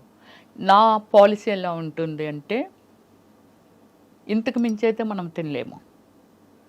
హయ్యెస్ట్ లైఫ్ స్టైల్ అంటే ఇస్ గాడ్ ఇచ్చాడు, ఒక సిస్టమేటిక్గా నేను దాన్ని సెక్యూర్ చేశాను. ఇంకింతకు మించి ఒక బెంచ్ కారు ఎనీథింగ్ లోపల ఇవైతే అవే ఉంటాయి. ఒక లగ్జరీ చూసేసిన తర్వాత ఇంకే కారుకి వెళ్ళిపోయినా అదే ఉంటుంది. 150కి మించి పై వెళ్తే ఏ కారు అయినా అవుటే. నారాయణ గారు అబ్బాయి ఏమయ్యారు అనుకుందాం. అలాంటి చాలామందికి ఇది. అవును, ఇంతకు మించి లైఫ్ ఏంటి, ఇంతకు మించి లైఫ్ లేదు కదా. నేనే ఒక సెక్యూర్డ్గా ఉన్నాను. ఓకే, నాకు డ్రైవర్ ఉంటాడు, 2 పనులు ఉంటారు, మంచి స్టేయింగ్ హోమ్ ఉంది, సో పోనీ ఇంకొక హోమ్ ఉంది, ఇంకేమిటి. అందుకని నాకు అంత అలా వెళ్ళిపోవాలి అని ఏం లేదు. నన్ను అందరికీ తెలుసు, లైఫ్ లైన్లో ఉండాలి. ఓకే, దానికి ట్విట్టర్ ఉంది, ఇన్స్టాగ్రామ్ ఉంది, ఫేస్బుక్ ఉంది. అప్పుడప్పుడు హాయ్ హవ్ యు అని ఏదో విచ్చేస్తూ ఉంటాము. ఓ రమేశ్వరి గారు ఇప్పుడు ఇలా ఉన్నారు, ఇప్పుడు మీ ముందుకు వచ్చాను, సో ఇప్పుడు నేను కనిపిస్తాను అంటే ఇంతే తప్ప నేను అత్యాశకు వెళ్ళిపోనండి. అత్యాశ మీన్స్ అన్లిమిటెడ్ అనేది మనిషి పతనమే. అవును, మీరు ఫ్లైట్లో ఎంతసేపు ట్రావెల్ చేయండి, అమెరికా వెళ్ళి భూమి మీద ల్యాండ్ అవ్వాల్సిందే. ఆ పాలసీ ఉంది నా దగ్గర. అది చాలా మంచి పద్ధతి. మీరు అంటే ఫస్ట్ నుంచి ఎంత అండర్స్టాండింగ్ ఉంటే మిమ్మల్ని మీరు అంటే లీడ్ చేసుకోవడమే కాకుండా మీరు ఇన్ని రంగాలలో ఇంత మీ ప్రతిభను చూపించారు. అదే అంటే సో అయితే మీకు వివాహం అయిందండి? అయింది, చిన్నప్పుడే అయిపోయింది. 13 years ఏజ్కే మ్యారేజ్ అయిపోయింది. కాకపోతే నేను ఎక్కడ రివీల్ చేయలేదు అంతే, అంతకు మించి. ఇప్పుడు మీ వారు ఎక్కడ ఉన్నారు? ఎక్స్పైర్ అయ్యారు. ఒక 2 years బ్యాక్ ఎక్స్పైర్ అయ్యారు. Okay, yeah. సో మరి ఈజ్ లైక్ మై ఫాదర్ స్వప్న. చెప్పాను కదా, చాలా రెస్పెక్ట్ ఇస్తాను. ఈరోజు గుడిలో పూజించినట్టుగా పూజిస్తాను ఆయన్ని, చాలా రెస్పెక్ట్ ఇస్తాను. Not a wrong. ఇప్పుడు అతని వల్ల తప్పలేదు, నేను ఎందుకు సఫర్ చేయాలి? నాకు నాకు భయము, ఎంత భయం అంటే లవ్ అంటారు, డేట్ అంటారు, వెనకాల పడతారు. సరే, మన బిజీలో మనం ఉంటాము, ఎంతోమందిని నేను ఫేస్ చేశాను. కృష్ణకుమార్ గారు 15 years గ్యాప్ అండి, ఆమెకి ఫీల్డ్ వదిలేసింది పూర్తిగా. బెంగళూరులో ఆమె పెద్ద ఎస్టేట్ ఉంటుంది, తెలుసు, నేను వెళ్ళానుగా. వెళ్ళారా? ఇంటర్వ్యూ చేశారా? లైక్ నా కూతురు వాడిని కేఆర్ విజయ్ గారు అంతే నన్ను పెంచుకుంటామనే వాళ్ళండి. ఆ ఎస్టేట్లో నాకు ఒక అత్త క్యారెక్టర్ చేయాలి, ఆమె అయితే బాగుంటుంది. అక్కడే కదా షూటింగ్ అంతానా, చేస్తే బాగుండు అని అనుకుంటా. అమ్మ ఇప్పుడు మళ్ళీ మేకప్ అయ్యి కూర్చొని వాళ్ళు ఎవ్వరు అడిగినా యాక్సెప్ట్ చేయలేదండి. నేను అడిగాను, ప్లీజ్ మీరు చెయ్యండి బాగుంటుంది మంచి క్యారెక్టర్ అంటే అప్పుడే యాక్సెప్ట్ చేశారు. డైలీ లంచ్ ఆవిడ ఇంట్లోనే, ఆ ఎదురుగానే సావుకార్ జానకి గారు చూసాను ఆవిడ వెళ్ళారా? పుట్టిరు. ఆవిడ కూడా. మేఘా వర్షించని ఒక మూవీ అనమాట, అద్భుతమైన మూవీ. అలాగే మలయాళంలో ఒక మూవీ చేశాను, ఆ మూవీకి నాకు అవార్డు వచ్చింది. సో అలాగే ఏమిటంటే వాళ్ళందరూ మాట్లాడుతుండేవాళ్ళు ఈ వీటి గురించి, ఏంటో వస్తున్నారు ఏదో అయిపోతున్నారు. అప్పుడు మన శశికళ గారు ఏదండి ఆమె కాంచనా గారు ఎందుకు అలా మాటల్లో వస్తూ అవతల వెనక వైపు మీరు స్విమ్మింగ్ పూల్ చూసారా అటు చూసాను, అక్కడ కుర్చీలు వేసుకొని కూర్చున్నాము. కూర్చుంటే ఇవన్నీ చెప్పేవారు, వీళ్ళు ఎలాగైపోయారు అలా అలాగైపోయారు, సావిత్రి గారు ఎలాగైపోయారు ఇవన్నీ అని. ఏమిటి అని అంటే ఎవరినో నమ్మితే కదా అలాగైంది. ఆమెమో వాళ్ళ బ్రదర్స్ నమ్మి అలాగైపోయిందంట, ఈమెమో అతన్ని నమ్మి. అదొక్కటే మనకి బాగా ఫేమస్ కాబట్టి చేయలే. అలాంటి కొన్ని ల్యాక్స్ ఆఫ్ సిచ్యువేషన్స్ ఉంటాయి. చాలా కరెక్ట్గా చెప్పారు మీరు. అంటే కానీ ఆ వయసులో మీరు అంత తెలుసుకుని దాన్ని అమలుపరచడమే పెద్ద విషయం. అదే గ్రేట్. అదే గ్రేట్. ఎందుకంటే ఒకటి సరే మీ వారితో మీకు అనుబంధం ఉన్నా, ఒక రెస్పెక్ట్ ఉన్నా, ఏమున్నా కూడా మీరు యాక్ట్ చేయడం ఆయన ఆపలేదు ఎప్పుడు. లేదు, నాకు ఎప్పుడు ఏది అభ్యంతరం చెప్పలేదు. అది గొప్ప విషయం. మీరు కూడా ఇండస్ట్రీకి వచ్చేసి టెంప్ట్ అయిపోయి ఇంకో దారిలోకి వెళ్ళిపోయి, అంటే నేను తప్పు రైట్ అని చెప్పట్లేదు, ఎవరి జీవితానికి వాళ్ళు బాధ్యులు. డెఫినెట్లీ ఇప్పుడు అంత గొప్ప నటీమణుల గురించి మనం మాట్లాడుకున్నప్పుడు వాళ్ళ జీవితం అయ్యో ఇలా అయిపోయిందని మీరు చెప్తున్నారే, అలా కాకుండా మిమ్మల్ని మీరు కాపాడుకోగలిగారు. Actually you don't need anybody in your life, frank గా చెప్పాలంటే. నేనే రాజు నేనే మంత్రి అన్ని. ఒకటి స్వప్న, నీ మనసులో ఉన్న అడగాలని అడగలేకపోతున్నావు ఏంటో నేనే ఓపెన్గా చెప్తున్నాను. సినిమా ఫీల్డ్లో అంటే not only field, any place pressure ఉంటుంది, sexual pressure whatever, house వైఫ్లకు కూడా ఉంటుంది. ఇష్టం అది, దాన్ని ఎవరు మీ అభ్యంతరం చెప్పడం లేదు. నాకు ఒక ఐటెం ఇలా కూర్చొని మాట్లాడుతున్నాను స్వప్న, నువ్వు నాకు నచ్చేయచ్చు, లేకపోతే వీళ్ళు చూస్తున్నాను చాలా ఐటమ్స్ ఉన్నాయి, అందులో ఏదో నాకు నచ్చొచ్చు, ఇది నా హార్ట్ స్పందన. అలాగే ఎవరికి ఎందుకు నచ్చమో, ఒక గ్లామర్ ఉన్నప్పుడు వెంకటేశ్వర స్వామి దగ్గరికి ఎందుకు వెళ్తున్నాము, ఆయన ఏమైనా ఇచ్చేస్తున్నారా, ఇస్తారా మనకు తెలియదు, ఇస్తారా ఎవరు, కానీ నచ్చారు. చాలామంది గాడ్స్ ఉన్నారు కదా. కానీ ఐహిక సుఖాలకి దైవిక సుఖాలకి, దైవిక ఆనందానికి తేడా ఉంది కదా. ఉంది ఎగ్జాంపుల్ చెప్తున్నాను అంతే. అలాగా మనకి ఏమిటంటే మనం నచ్చిన వాళ్ళు పాపం ఎంతో మంది ఉండొచ్చు, దాన్ని ఎక్స్పెక్ట్ చేయడంలో తప్పులేదు, కానీ బలవంతం పెట్టకూడదు. సినిమా ఫీల్డ్లో కలిసి వర్క్ చేస్తుంటారు. ఇప్పుడు 500 కోట్లు 1000 కోట్లు బడ్జెట్లు వచ్చేసాయి, 5 crores అనుకుందాం. 5 crores పెట్టి ఒక మూవీ మేకింగ్ చేసిన ఒక ప్రొడ్యూసర్కి క్రమశిక్షణ ఉండదంటావా? ఒక డైరెక్టర్ తన సినిమా హిట్ అవ్వాలి, అదవ్వాలి, ఇదవ్వాలి అని ఎంత టెన్షన్లో తన క్రమశిక్షణ ఉండదంటారా? ఒక మనిషిని ఒక రిక్వెస్ట్ దానిలో పెట్టారు అని అంటే ఇష్టం అయ్యి, అంటే ఈ ట్రావెలింగ్లో ఏదో నచ్చింది. ఎందుకు రోడ్డు మీద నేను వెళ్తూ ఉంటాను కదా, నాకు డ్రైవ్ అంటే చాలా ఇష్టం, వెరీ స్పీడ్ డ్రైవర్ని నేను. వెళ్తుంటాం కదా, ఒక లొకేషన్ ఏదైనా నచ్చిందని ఆపేసి అక్కడ ఒక 10 నిమిషాలు ఏదో రిలాక్స్గా అంతా వాచ్ చేసి అప్ప చాలా బాగుంది, ఎటు కాసేపు కూర్చుంటే బాగున్ను అలా అనిపిస్తుంది నాకు. అలాగే ఒక ఇష్టాన్ని ఎవరిని స్టాప్ చేయలేము. బట్ అలా నచ్చి అడిగిన వాళ్ళు చాలామంది ఉన్నారు నన్ను పెద్దవాళ్ళు ఎవరైనా చాలా పెద్దవాళ్ళు. కానీ ఏ రోజు నేను రాంగ్ స్టెప్ వేయలేదు. అంటే నాకు ఒకవేళ సినిమా ఇవ్వమన్నారని అనుకుందాం, అదే కదా మెయిన్, ఐ డోంట్ కేర్. మీరే ప్రొడ్యూసర్ లేరు, మీరు ఒక్కలే డైరెక్టర్ లేరు, నేను ఒక్కదాన్ని ఆర్టిస్ట్ లేను, ఇది కూడా చెప్తా. సో ఏం చెప్పుకునేవారు, ఏది రావాల్సి ఉంటే అది వస్తుంది అంతే. ఇప్పుడు మనము మార్కెట్లోకి వెళ్ళాము కదా, ఒక ఐటమ్ మార్కెట్లో పెట్టినప్పుడు ఒక్కలే వెళ్ళి చూసి వెళ్ళిపోరు కదా, ఇంకెంతోమంది వస్తుంటారు, ఎవరో ఒకరికి నచ్చి కొనుక్కుంటారు కదా. అంతే, ఒక కళాకారునిగా నేనున్నాను, ఎంతోమంది సినిమాలు చేస్తున్నారు, చేసినప్పుడు నా అవసరం రమ్యశ్రీ అయితే భలే ఉంటుంది, ఆ సినిమాలు చాలా బాగా చేసింది. నువ్వు నేను సినిమా తర్వాత సునీలు నేను మా అదృష్టం ఏంటో తెలియదు, అంత బిజీ అయిపోయాం. డైలీ ఒక 3-4 షూటింగ్స్, ఒక్కొక్కసారి 10 days కూడా నేను నిద్రపోయేదాన్ని కాదు. నైట్ 2 వరకు డాన్స్, ఏదైనా ఐటమ్ సాంగ్ స్ట్రైన్ అయిపోదాన్ని. ఎక్కడో అడవుల్లో పెట్టేవాళ్ళు, ఎక్కడో పెట్టేవాళ్ళు. మళ్ళీ వేరొకరు location 7 o'clock, morning hour 7 o'clock call sheet. నేను ఎప్పుడు ఇంటికి వెళ్ళాలి, ఎప్పుడు పడుకోవాలి, ఎన్ని చేయాలి. ఇప్పటికే నా దగ్గర ఒక అసిస్టెంట్ ఉండేదండి, లక్ష్మి అనేసి. ఇప్పటికీ మాట్లాడుతుంది పిల్లలతో.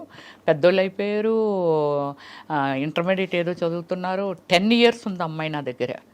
అమ్మాయి కోవే సరళ, తర్వాత రజిత గారు, వీళ్ళందరూ ఏటా పిల్ల పిచ్చిదాన్ని ఉంది, అలాడదాన్ని పెట్టుకున్న అందంగా ఉండేదాన్ని పెట్టుకో అన్నారు. 10 years ఉందండి. Everything only that girl. అన్ని చూసుకుంటా అన్ని కామ్మాయే. ఎంతమంది సీమరాని ఇచ్చి మంది, సౌందర్య ఇచ్చి మంది, శకిల ఇచ్చి మంది. అమ్మాయిని మేము అమ్మాయి వేస్తుంది, మేము అంతకు 3 ఇంతలు 10 ఇంతలు ఇస్తాం వచ్చి అని అనేవారు. అంటే నాకు నిద్ర లేకపోయినా సరే అమ్మాయి మొత్తం అంతా మేనేజ్ చేసి 1 గంట పడుకుంటారు, మొత్తం అంతా బాత్రూంలో హీటర్ ఆన్ చేసేయడం, అది చేసేయడం, ఇది చేసేయడం, మేకప్ సామాన్ పెట్టేయడం. నెక్స్ట్ సినిమా ఏంటి, నా ఏం డ్రెస్ వేస్తాను, ఎలాగేస్తాను, దానికి షేడ్లు కూడా అమ్మాయికి వచ్చేసాయి. అంటే ఈ షేడ్ వేస్తారు మేడం గారు, ఈ కలర్ చీర కడతానన్నారు అని. అంత బ్యూటిఫుల్ వర్కర్ అండి. ఇప్పటికంతకే నేను మర్చిపోలేకపోయాను. 1 ఎకరం ల్యాండ్ కూడా అమ్మాయికి పండించుకొని ఇచ్చాను. మా విలేజ్ వాళ్ళది కొత్తపల్లి, మాది కొత్తూరు, పక్క విలేజెస్ అనమాట. చాలా చిన్నప్పుడు వచ్చింది అమ్మాయి. అమ్మాయిని నన్ను జైల్లో పెడతానని వారు, ఎంత చిన్నపిల్లని వర్క్ లేయడం మా మేడం పంచుకుంటుంది అనేది. అమ్మాయికి 1 acre కూడా ఇచ్చాను స్వప్న నేను. చాలా చాలా పెద్ద విషయం. అంటే మీరు ఇంత కనెక్ట్ అయ్యి అందరితో, మీరు ఒక్కొక్కరి గురించి మాట్లాడుతుంటే కూడా మీకు ఎంత కనెక్టెడ్గా వాళ్ళ జర్నీస్ మీతో కొనసాగాయి, మీ కోస్టార్స్ కావచ్చు. కానీ ఈ మొత్తం జీవితంలో మీరు యాక్చువల్లీ ఏం కోరుకున్నారు, అవన్నీ వచ్చేసాయి. What did you want? ఇప్పుడు ఇండస్ట్రీకి వచ్చినప్పుడు ఏమనుకుంటారు, పేరు రావాలి, అవును, నేను యాక్ట్ చేయాలి, 10 మంది నన్ను గుర్తుపట్టి మెచ్చుకోవాలి, ఇదే కదా, నాకు బోల్డ్ డబ్బులు ఉండాలి, ఇంతే కదా ఉంటాయి. ఇంకేమన్నా ఉంటాయా? అంటే నేను అనేది ఫర్ ఎగ్జాంపుల్ అవార్డ్స్ గెలుచుకోవాలి, అలాంటివి ఉంటాయా? అవి వచ్చాయి. మదర్ తెరెసా అవార్డు వచ్చింది for social service, of course. అది కాకుండా మీరు maximum number of languages 9 languages. 9 language. So Telugu, Tamil, Malayalam, Kannada, Oriya, Bhojpuri, Hindi, Punjabi, Bengali. అబ్బా, ఎంత గొప్ప లైఫ్, అది కూడా ఇంత షార్ట్ స్పాన్ లో. ఎగ్జాక్ట్లీ. అదే 7 నుంచి ఇప్పటి వరకే కదా ఏదైనా. అంతే అంటే 26 years లో ఇప్పుడు యాక్ట్ చేస్తున్నారా? ఇప్పుడు అదే నేను పొలిటికల్లోకి వచ్చి చెప్పాను కదా, జగనన్నకి ఇష్టం లేదు సినిమాలంటే అని చెప్పి స్టాప్ చేయడం జరిగింది. బట్ ఇంట్రెస్ట్ ఇంకా చేయాలని ఇప్పుడు మళ్ళీ సెకండ్ ఇన్నింగ్ స్టార్ట్ చేస్తున్నాను నేను. మనకి ఇది నిర్మలమ్మ అమ్మగారు ఎవరైతే ఉన్నారో ఆమె మనకి ఎవరికైనా సరే ఆమెనే ఎగ్జాంపుల్గా తీసుకోవాలి ఎవరైనా. ఎందుకంటే ఆ ఏజ్ వరకు, చనిపోయే మూమెంట్ వరకు ఆమె చేస్తూనే ఉంది. బట్ కళాకారులకి ఇప్పుడు పొలిటికల్ ఆల్సో. సో అయితే కానీ మీరు ఈ క్రమంలో రమేశ్రీ గారు, మీరు వాళ్ళ అందరు యాక్టర్స్ గురించి వినేవాళ్ళు కదా, అంటే వాళ్ళ లైఫ్స్ ఇలాగా, వాళ్ళ లైఫ్ అప్పుడు ఏమనిపించేది?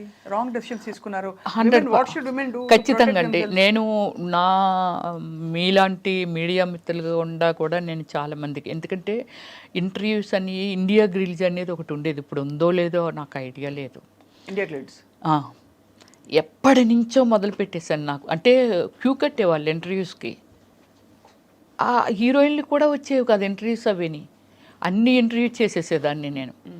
మీరేం చెప్తారు కొత్తగా వచ్చిన ఆర్టిస్టులకి అంటే, సో కొత్తగా వచ్చిన ఆర్టిస్టులకి ఎవరికైనా సరే ఇప్పుడు వాళ్ళకి ఏం గోల్ ఉంది, ఇప్పుడు ఎంతమంది లైఫ్ని సీరియల్స్లో చేసి ఏదో 1-2 సీరియల్స్ చేసి తర్వాత వాళ్ళ లైఫ్ ఏమైపోతుంది, వాళ్ళు ఏమైపోతున్నారు ఏమిటి, చాలా ఫాస్ట్ థింకింగ్. వచ్చామా, ఒక కారు కొన్నామా, ఒక అపార్ట్మెంట్, దట్స్ ఇట్, దీని తర్వాత ఏమిటి నెక్స్ట్, వాళ్ళు ఎందులోకో వెళ్ళిపోయి వాళ్ళ కెరియర్ స్మాల్ చేసుకొని, అంటే లాంగ్ టైం ట్రావెలింగ్ ఉండడం వల్ల ఎక్స్టెండ్ అవుతాం, అంతే కదా. అవును, అంతే కదా. సో అది కోల్పోతున్నారు చాలామంది. లవ్ చేయడం తప్పని కదా. ఒకటి నేను ఎప్పుడో అప్పుడే చెప్పుంటాను నేను, రమ్య గారు మీ వెంట ఎంతమంది పడి ఉంటారు, ఎవరు అక్కర్లేదండి. ఆశా సుబ్బలక్ష్మి గారు అని వెరీ ఫేమస్ గ్యాస్ట్రాలజీ. ఒకరోజు నేను అపోలోలో రాఘవ దత్తా గారు అనేసి ఆయన దగ్గరికి నేనే డాక్టర్ అంటారు అందరూ, నేనే ఎదురు చెప్తూ ఉంటాను అన్నీని. ఎవ్రీ 6 monthsకి హెల్త్ చెకప్ చేయించుకుంటాను. చేయించుకొని ఇంకా ఎక్స్ట్రా ఈ హెల్త్ చెకప్లో ఏవి రాలేదనేది నేను గూగుల్లో సెర్చ్ చేసి మళ్ళీ పర్సనల్గా వెళ్ళి చేయించేసుకుంటూ ఉంటాను. అమ్మ నీకు ఇక్కడ ఒక విగ్రహం కట్టాలి అపోలో హాస్పిటల్ ముందుని. ఎంత సెన్సిటివ్ ఏంటి రమ్య, మా వాళ్ళకి అందరికీ లేకపోతే నీకు ఒక పేపర్ ఇచ్చి ఎక్స్ప్లెయినర్లుగా మార్చాలి నిన్ను అక్కడ ముందు కూర్చోబెట్టి అని చెప్తూ ఉంటారు అక్కడ సిఇఓ గారు కానీ ఎవరైనా సరే. వెళ్ళిపోతున్నాను, ఆశా సుబ్బలక్ష్మి గారు వెళ్తున్నారు. రమ్య గారు మీరు ఎంత అందంగా ఉంటారు కదండి, మీ వెనకాతలు ఎవరు పడరా అని అడిగింది. ఇలా రెక్క పట్టుకొని లాగి, నేను చూడలేదు అంటే సీరియస్గా వెళ్ళిపోతూ ఉంటాను అనమాట. సో ఇలా రెక్క పట్టుకొని ఇలా లాగింది. ఏమండి ఇంత బాగుంటారు, అసలు మీ వెనకాతలు ఎవరు పడరా అని అడిగింది. ఏంటండి ఈ వీధిలో ఎవరు పడితే అలా పడిపోతారా డాక్టర్ గారు అని అంటే, లేదండి నాకే అనిపిస్తుంది మిమ్మల్ని చూస్తూ ఉంటే. Very lovely. ఆవిడకి ఒకే డాటర్ అనమాట. సో అప్పటికి ఇంకా కిడ్ అమ్మాయి 6 years old అనమాట. సో అలాగే ఏమిటంటే చాలా ప్రౌడ్గా ఫీల్ అవుతాను అంతే, అంతకు మించి ఏమి వెళ్ళను ఎక్స్ట్రా. చాలా ప్రౌడ్గా ఫీల్ అవుతాను. ఎవరైనా నేను వెళ్ళిపోతుంటే నన్ను ఎవరైనా చూశారు, వాడు చూస్తాడు అనుకుంటాను, చూస్తాడు, అది చూడడంలో గ్రేట్గా ఫీల్ అవుతాను. మళ్ళీ వేరే సెకండ్ థాట్ ఏమీ ఉండదు నాకు. అంతే చూడడంలో గ్రేట్గా ఫీల్ అవుతాను. బాగుంది, చాలా ఆనందం ఉంది. ఇంకొక విశేషం ఏంటంటే మీరు 9 భాషల్లో నటించి ఇంత తిరిగేసి అంతా చేశారు, కానీ మీ ఊరి భాష ఎక్కడ పోలేదు. లేదు, ఉత్తరాంధ్ర భాష ఇది కూడా మీకు చెప్పాలి. ఎంతమంది అడిగారు తెలిసిన, ఏంట్రా మీ స్లాంగ్ మార్చవేంటి, ఎందుకు స్లాంగ్? నేనన్నా ఎందుకు మార్చాలి అన్నా, తల్లిని మార్చినట్టుగానే కదా. అవును, మీ ఊరి భాష, మీరు పుట్టి పెరిగిన వాతావరణము, దీన్ని ఎందుకు మార్చాలి అంటాను నేను. ఎందుకు మార్చాలి, మార్చను నేను అనేదాన్ని. చాలా మొండిగా, నీ రూపం చూస్తే నువ్వు చూస్తే అసలు నీకు తెలుగు వచ్చా, ఎక్కడో నారుతమ్మా ఇవి ఇలా అనుకుంటాము. అంటే చాలా ఉంది, మీకు తెలుగు వచ్చా మేడం అని అడుగుతారు. బట్ నేను మాట్లాడేది స్వచ్ఛమైన తెలుగు, మా లాంగ్వేజే. అదే మీ లాంగ్వేజ్. శ్రీకాకుళం యాడ్ అవుతుంది, శ్రీకాకుళం భాష బాగా వినిపిస్తుంది, యాడ్ అవుతుంది. అలాగే విజయనగరం, బొబ్బులి, విజయనగరము, ఇలా అన్ని విజయనగరం అని పలుకుతాం. విజయనగరం అనేసరికి తెలిసిపోయింది. అది ఆ స్లాంగ్ నేను వదలను, నాకు నచ్చదు. ఇప్పుడు మీ వాళ్ళంతా అక్కడే ఉన్నారా? అంత అక్కడే ఉన్నారు, నేను ఒక్కదాన్ని. మీరు ఎంతమంది అక్క చెల్లెళ్ళు రమేష్? Brothers sisters 6 members. మాది అంతే, మాకు తెలిసినప్పటి నుంచి మాదంతా సెటిల్ ఇన్ విశాఖపట్నము. సో నా బ్యాక్గ్రౌండ్ అంటే నేను పెరిగిందంతా చెప్పాను కదా, అమ్మమ్మ వాళ్ళ ఊర్లో పెరిగాను. సో అందువల్ల ఏమిటంటే నేను 10th class అయిపోయిన తర్వాత సిటీకి వచ్చాను నేను. సో అది అయిపోయిన తర్వాత కొన్నాళ్ళు అంటే ఇంటర్మీడియట్ డిస్కంటిన్యూ చేశాను, చాలా ప్లేస్లో చెప్పాను కూడా, ఇటు వచ్చాను. మీ డాక్టరేటే వచ్చేసింది కదా? వచ్చింది. అదే కాబట్టి అన్నిటిని మించిపోయిన ఆ చదువు అది అందుకేనండి వెరీ ప్రౌడ్గా ఫీల్ అవుతాను. ఇంకేముంది సాధించడానికి ఈ లైఫ్లో అనేది, ఒక పొలిటికల్లే నేను ఎమ్మెల్యే అనిపించుకోవాలి అనేది ఒకటి నాకు టార్గెట్ ఉంది. ఎమ్మెల్యే అనిపించుకోవాలి. నేను ఇచ్చిన సర్వీసు అంటే మనం ఒకటి చెప్తామండి, విగ్రహాలుగా ఒక ఎన్టీఆర్ గారు, రాజశేఖర్ రెడ్డి గారు, లేకపోతే ఎంతోమంది అల్లూరి సీతారామరాజు గారా, లేకపోతే గాంధీ తాత గారా, లేకపోతే ఇలా ఉన్నారు. నా రేంజ్కి ఏది ఇచ్చినా ఆ రేంజ్లో నేను నిలబడాలనేది నాకు ఒకటి ఉంది. అని మీకు ఏది ఇచ్చినా మీరు దానిలో బెస్ట్ చేయాలని, ది బెస్ట్ చేయాలనేదే నా కోరిక అనమాట. అది. సో రమేష్ గారు, ఇన్ని మన డీప్ విషయాలు మాట్లాడాం. ఎన్ని డ్రెస్సులు, ఎన్ని చీరలు ఉంటాయండి మీకు?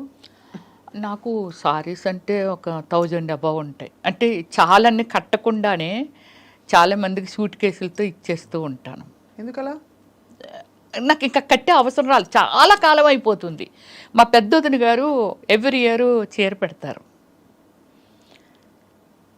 అది ఆ చీరలు నేను ఎప్పుడైనా టచ్ చేసానో లేదో కూడా నాకు తెలియదు. అలాగే నేను కూడా కొనేస్తాను పిచ్చిగా.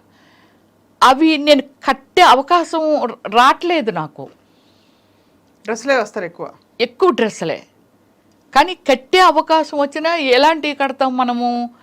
ఏదైనా డిజైనింగ్ వేరు కడతాము. అదే ఎక్కడికి వెళ్ళినప్పుడు కడతాము, ఏదో పార్టీ వేరే వెళ్ళినప్పుడు కలుస్తాం, ఏదో ఒక ఫంక్షన్ ఉంది లేకపోతే ఒక ఆడియో ఫంక్షన్ అక్కడ కట్టింది మళ్ళీ ఇంకోసారి కట్టము. ఇవన్నీ ఏం చేస్తాను, ఎవరైనా గిఫ్ట్లు ఇచ్చినవి ఉంటాయి, దేనికైనా పిలిచినప్పుడు కానీ ఇవన్నీ గిఫ్ట్లు ఇచ్చినప్పుడు ఏం చేస్తానంటే అవి తీసుకుంటాను. పోచిన పెళ్ళి వెళ్ళాం, అక్కడ ఏవో చీరలు ఇస్తారు, ఒక 3-4 ఇవి చాలా బాగుంటాయండి కలర్ అనేసి. ఎవరైనా వాళ్ళ ఇంటికి పిలిస్తే వెళ్ళామనుకోండి, వాళ్ళు చీర పెడతారు. ఇవన్నీ ఏం చేస్తానంటే ఒక 3 ఏళ్ళు ఎన్నేళ్ళు చూసుకుంటూ ఉంటాను, ఇవి పెరిగిపోతూ ఉంటాయి.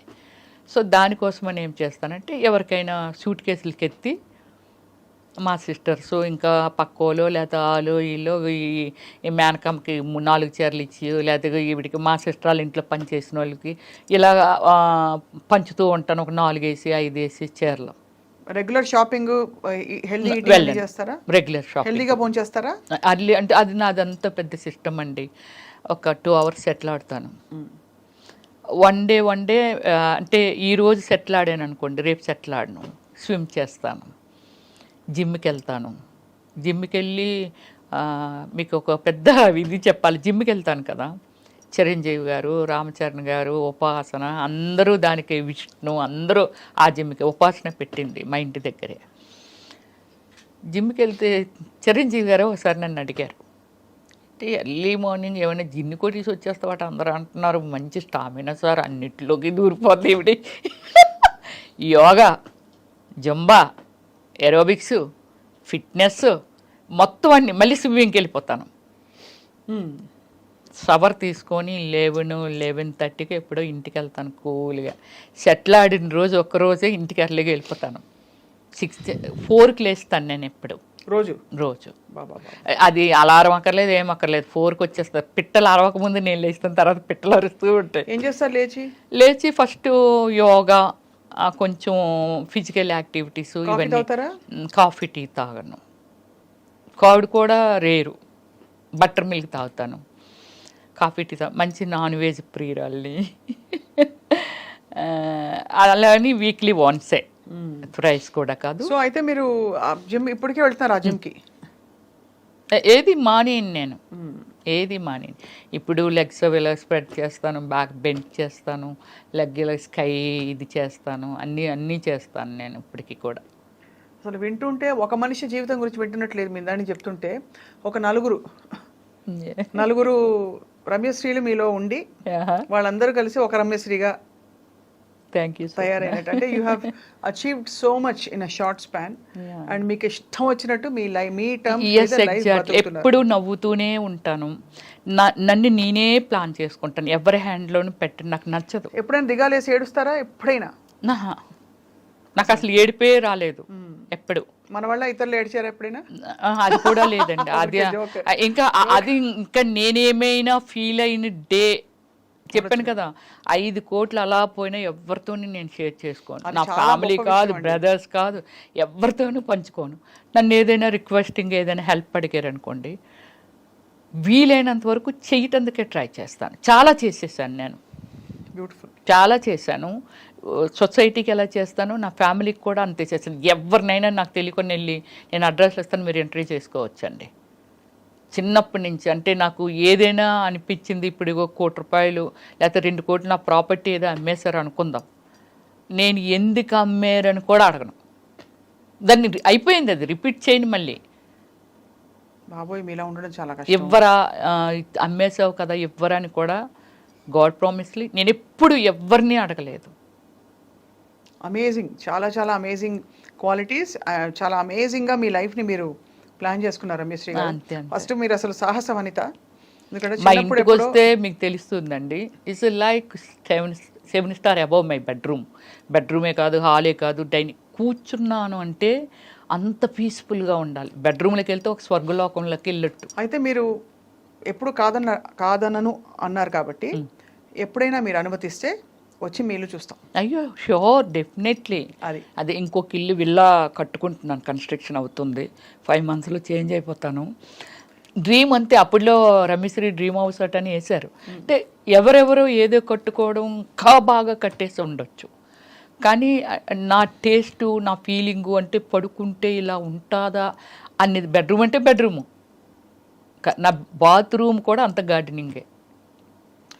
చాలా లవ్లీగా ఉంది వినడానికి. వాష్రూమ్ కూడా వాష్రూమ్ లాగా ఉండదు, అన్ని వాష్రూమ్స్ ఒక మంచి ఒక బెడ్రూమ్ కంటే మించి ఉంటాయి వాష్రూమ్స్. అంటే అది నాకు ఇష్టం అనమాట. మీరు అసలు ఇవన్నీ కాదండి, మీకు ఇష్టం వచ్చిన టర్మ్స్ మీద మీరు బతకడం, ఎగ్జాక్ట్లీ అదే చాలా ఇక్కడ రిమార్కబుల్ థింగ్. ఎగ్జాక్ట్లీ. అండ్ చాలా చాలా inspiring for so many people watching. Yeah. And చాలా మంది మహిళలకు మీరు ఇచ్చిన అడ్వైజ్ ఇవాళ ఏంటంటే మీ డెసిషన్స్ మీరే తీసుకోండి. ఎస్. అండ్ ఎవరికి ఏవి చెప్పది, మనం అబలలు కాము సబలలు అని చెప్పి. అంతే. అంతేగా? ఎక్కడున్నాం స్వప్న గారు? ఎగ్జాంపుల్ మీరే చెప్తున్నాను నేను. మీ ఇంటర్వ్యూ అంటే చాలామంది అంటే నేను మిమ్మల్ని పొగట్టలేదు, నేను ఫ్రాంక్గా చెప్తున్నాను. మీ ఇంటర్వ్యూ స్వప్న ఇంటర్వ్యూ అంటే చాలా జెన్యూన్ ఉంటుంది, చాలా అసలు ఎంత బాగా మాట్లాడుతుంది, అడుగుతుంది, చాలా హోమ్లీ ఉంటుంది.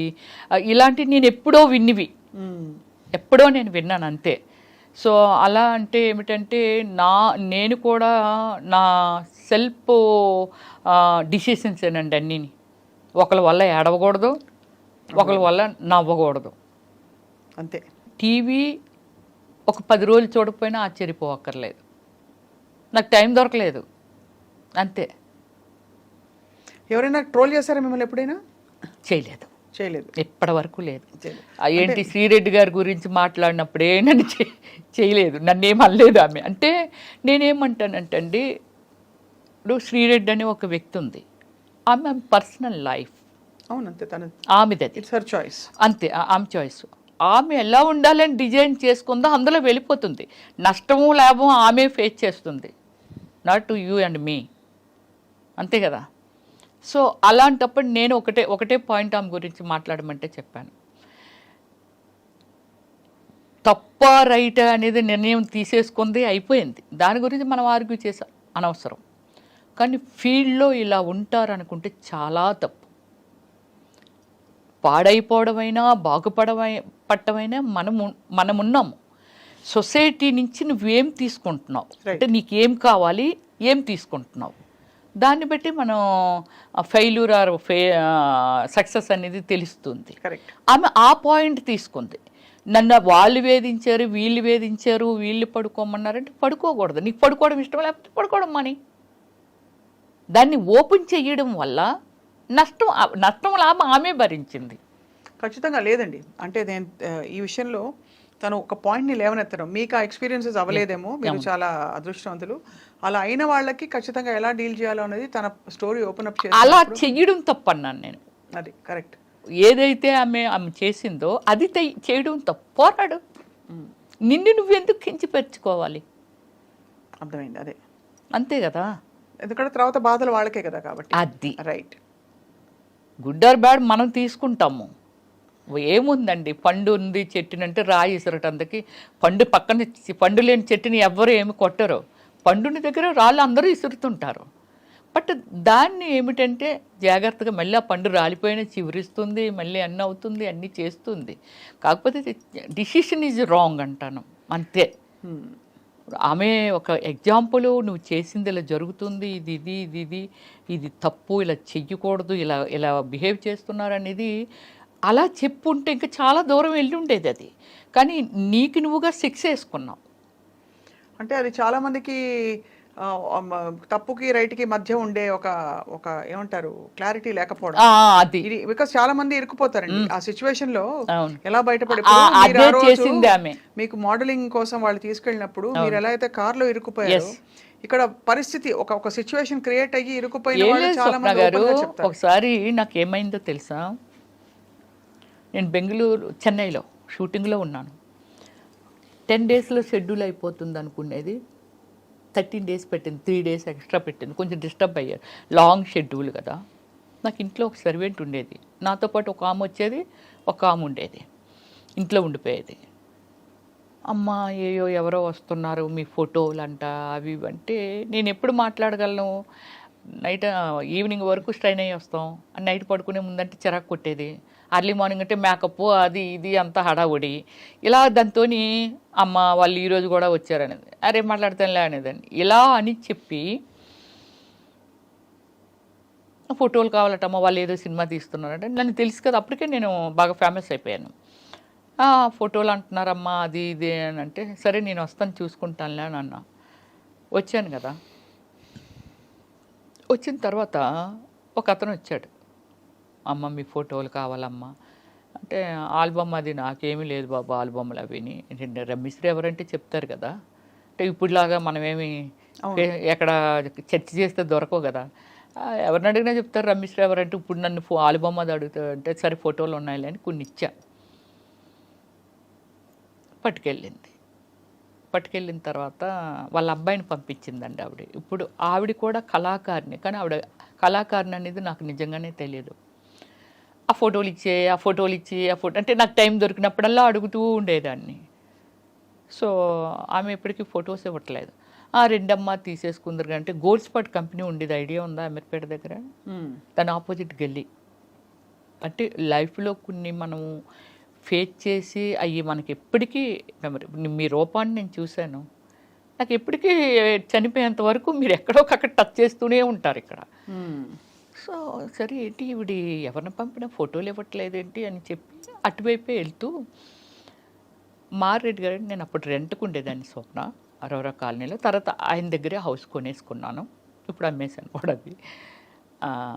ఆయన, అమ్మ రా అమ్మ నేను అట్టే పోతున్నానులే, తీసుకెళ్తాను, ఆడపిల్లవి నువ్వు, నాకు డ్రైవింగ్ రాదు కదా, నాకు జన కారు ఉండేది కానీ డ్రైవింగ్ రాదు. వెళ్ళా, అయితే అక్కడ పెద్ద ఒక హంగామా ఉంది, డ్రింక్ చేసేవాళ్ళు తినేవాళ్ళు ఒక 6-7 మగవాళ్ళు వీళ్ళంతా. ఈ వాతావరణం నిజంగా నాకు తెలియదు. ఏంటమ్మా వీళ్ళు ఎలా తాగుతున్నారు, వీళ్ళు ఏంటి వీళ్ళు ఇదేంటి అలా అనుకున్నాను. సరే నా ఫొటోస్ ఇచ్చి వెళ్ళిపోతాను అన్నా. అంటే ఏమిటో కథ చెప్పింది, నా కూతురు అలాగైపోయింది, నేను అతనికి 2వ భార్య, అతను ఎవరో తెలియదు, నాకు ఏదో చెప్తుంది, నువ్వు హెల్ప్ చేయాలంటే ఏ విధంగా చేయాలి అన్నాను. అంటే అలా కదమ్మా నీ హెల్ప్ కావాలి తల్లి, నా కూతురు అనుకో నువ్వు అని. సరే నా ఫోటోలు ఇవ్వు, సరే నేను ఏదో ఒకటి చెప్తానులే అని అనుకొని వచ్చేసారు. అదే రోజు నైటు విపరీతమైన వర్షం, సినిమా సీన్ లాగే ఉంది. ఒక అబ్బాయి ఫుల్గా డ్రింక్ చేసి మా ఇంటి మెట్ల దగ్గరికి వచ్చాడు. ఎదురుగా ముస్లిమ్స్ ఉంటారు, అంటే ఆపోజిట్ హౌస్. నేను లేను, మా సర్వెంట్ తీసింది డోరు, మాకు గ్రిల్ ఉండేది ముందని.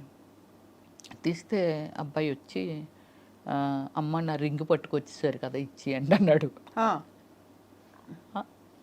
మీరు నేను తీసుకురావడం ఏంటి, మీరు ఇంకెవరైనా అనుకుంటున్నా, మీరు ఇందాక వచ్చారు కదా, అక్కడ అతను ఉన్నది కూడా మనం చూడలా, మీరు ఇందాక వచ్చారు కదా, నా రింగు అక్క తీసుకుంది మీకు ఇచ్చిందంట కదా, నాకెందుకు ఇచ్చింది, ఎందుకు ఇచ్చిందో, మీ ఇంటికి వెళ్ళి తీసుకోమందని. అప్పుడు 9:30 ఎంత అవుతుంది వచ్చాడు నైట్, ఫుల్ డ్రింక్, వాళ్ళ ఇంటి దగ్గర నుంచే అక్కడ డ్రింక్ చేస్తున్నాడేమో వచ్చాడు.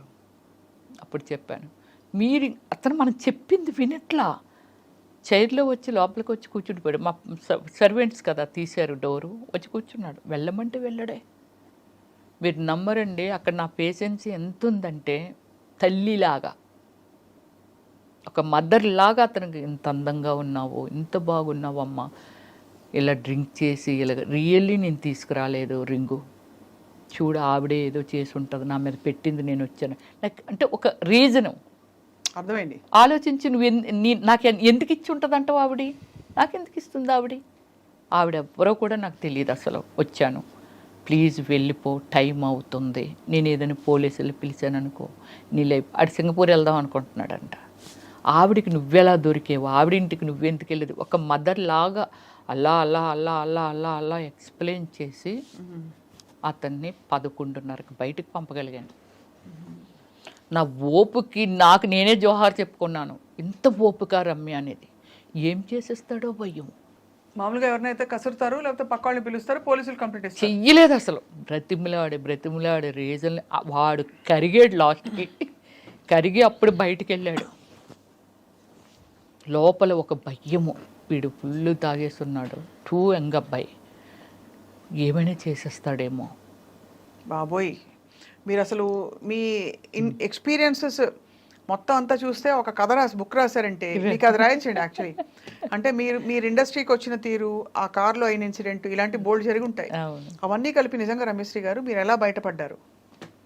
బయటపడడం అంటే చెప్తున్నాను కదా, నాకు ఓపిక ఎక్కువ స్వప్న గారు. తర్వాత మీరు భయపడరు మెయిన్.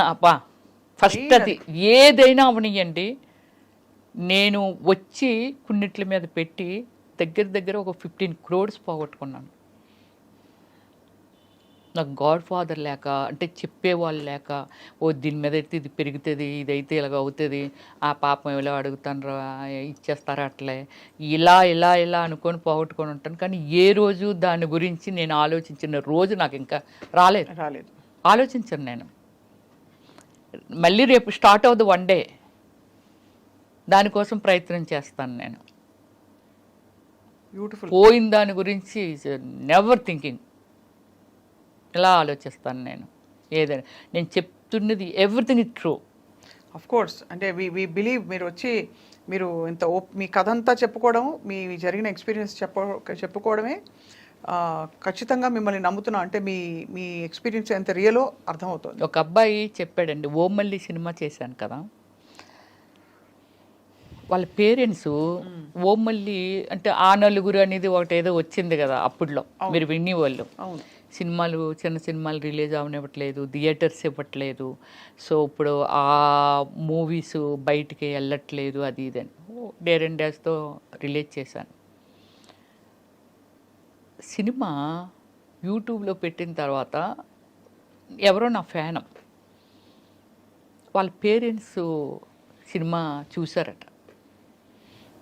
ఇంత అందంగా ఉంటుంది, అమ్మో ఇంత బాగుంది, ఎందుకు అలాంటి క్యారెక్టర్లైజ్ చేస్తుంది ఆవిడని. అప్పుడు దాకా నా మీద ఉన్న ఒపీనియన్, ఏంటి ఇలాంటి క్యారెక్టర్లు చేస్తుంది ఇవిడి అనేవాళ్ళు. అంటే ఎప్పుడైనా సినిమాల్లో సీన్ వస్తే, ఈ అబ్బాయికి అంత ఒపీనియన్ ఏమీ లేదు నా మీద. ఎవరో ఒక ఫ్యాన్, వాళ్ళ పేరెంట్స్ అంటున్నాడు, అమ్మో ఎలా చేసిందో తల్లి అలాగన్నారంట. అబ్బాయి నాకు ఫోన్ చేసిన థర్డ్ డే అబ్బాయి యూఎస్ఏ వెళ్ళిపోతున్నాడు. ఫోన్ చేసి నాతో చెప్తాడు, ప్లీజ్ మేడం అలాంటి క్యారెక్టర్ చేయకండి, నా పర్సనల్గా ఫీల్ అయ్యి చెప్తున్నాను, very very extraordinary human being, అన్ని షేడుల్లోనూ మీరున్నారు, కానీ సినిమాలో మీరు చేసిన క్యారెక్టర్ చూస్తే చాలామంది ఈవిడ ఎలాంటిదో అంటే సినిమాలో క్యారెక్టర్ని బట్టి, మీ పర్సనల్ లైఫ్ ఎవ్వరికీ తెలియదు, కానీ సినిమాలో క్యారెక్టర్లు బట్టి మిమ్మల్ని తప్పుగా అనుకుంటారు, చీప్గా అనుకుంటారు. కానీ ఓమల్లి సినిమా మీ టాలెంట్ చూసిన తర్వాత ఎందుకు ఈమె ఇలాంటి క్యారెక్టర్లు చేస్తుందా అని నాకు అనిపించింది మేడం. ప్లీజ్ మేడం ఇంకెప్పుడు ఎలాంటి క్యారెక్టర్స్ అన్నాను నేను. ఒక హీరోయిన్ ఉంది, హీరోయిన్ షార్ట్ డ్రెస్ వేయట్లేదా? ఇప్పుడు ఈరోజు మీరు చూస్తున్నారు చాలా ఈవెంట్స్కి, ఒక హీరోయిన్ వెళ్ళాలంటే ఒంటి మీద బట్టలు కూడా లేకుండా వెళ్తున్నారు, అంటే ఆ విధంగా డిజైనింగ్ డ్రెస్. అవును. ఒక హీరోయిన్ని రిసీవ్ చేసుకుంటే కదా ప్రొడ్యూసర్స్, ఆడియన్స్ రిసీవ్ చేసుకుంటే కదా ప్రొడ్యూసర్స్ అమ్మాయిని మళ్ళీ పెట్టుకుంటారు. కాబట్టి ఆ పార్ట్ ఆఫ్ ద గేమ్ అది అంతే. దానికి ఆ క్యారెక్టర్ చేయకండి, ఈ క్యారెక్టర్ ఎవరో ఏదో అనుకుంటారంటే నేను ఎలా, అంటే నాది ఎలా ఫుల్ఫిల్ అవుతుంది నా డ్రీమ్. ఇప్పుడు నేను బిజీగా ఉండాలి, బాగా ఉండాలి, డబ్బులు సంపాదించాలి, ఓకే, ఏ క్యారెక్టర్ వచ్చినా చేశాను. 7 వేరియేషన్ చేశాను నేను బిజీగా ఉన్నాను, అందులో నాకేమీ తప్పు అనిపించింది అదేమీ లేదు. ఒక డాక్టర్ ఆపరేషన్ చేస్తే గుండు కోసేసి అది చేసి ఇది చేసి టిచ్చింగ్ చేసి అక్కడ అతుకుంటే తప్పదు, మరి కుట్టినప్పుడు అతుకుండదా? అవును, అంతేగా. డాక్టర్ అంటే డాక్టర్ ఎందుకు చేశారు? అమ్మో గుండు కోస్తే భయం వేస్తుంది, ఎవరైనా ఏమైనా అనుకుంటారు అనుకుంటే ఆయన ఎలా డాక్టర్ అవుతారు? మనల్ని బ్రతికించాలి కదా. కానీ I'm very happy, end of the day so happy. ఎందుకంటే కొన్ని కోట్ల జనాభాకి ఐడెంటిఫై, అవును, కొన్ని కోట్ల జనాభాకి ఎంటర్టైన్మెంట్, అండ్ మీకు కావాల్సిన డ్రీమ్స్ మీరు ఫుల్ఫిల్ చేసుకున్నారు. అంతే. ఇప్పుడు నెక్స్ట్ సెకండ్ ఇన్నింగ్స్ మొదలు పెడుతున్నారు. రమేష్ ఆల్రెడీ పెట్టేశాను. We wish you heartfelt గా ఆల్ ది బెస్ట్. అతి త్వరలో మిమ్మల్ని మళ్ళీ తెర మీద తడుక్కుమని మెరుస్తూనో, తెర వెనక ఇంకా టిష్యూ మనీ షూట్ చేస్తూనో ఖచ్చితంగా మిమ్మల్ని యాక్టివ్ గా చూడబోతున్నాం. మీకు కావాల్సిన పబ్లిక్ లైఫ్ లో మీరు ఒక ప్రజాప్రతినిధిగా ఏ పరిధి అయితే ఆ పరిధి నెరవేరుతుందని చెప్పి మనస్ఫూర్తిగా ఆశిస్తున్నాం. అండ్ మీకు కృతజ్ఞతలు మీ కథలోని కొన్ని విషయాల్ని మాతో పంచుకున్నందుకు. Thank you very much. Thank you so much ma'am. All the best.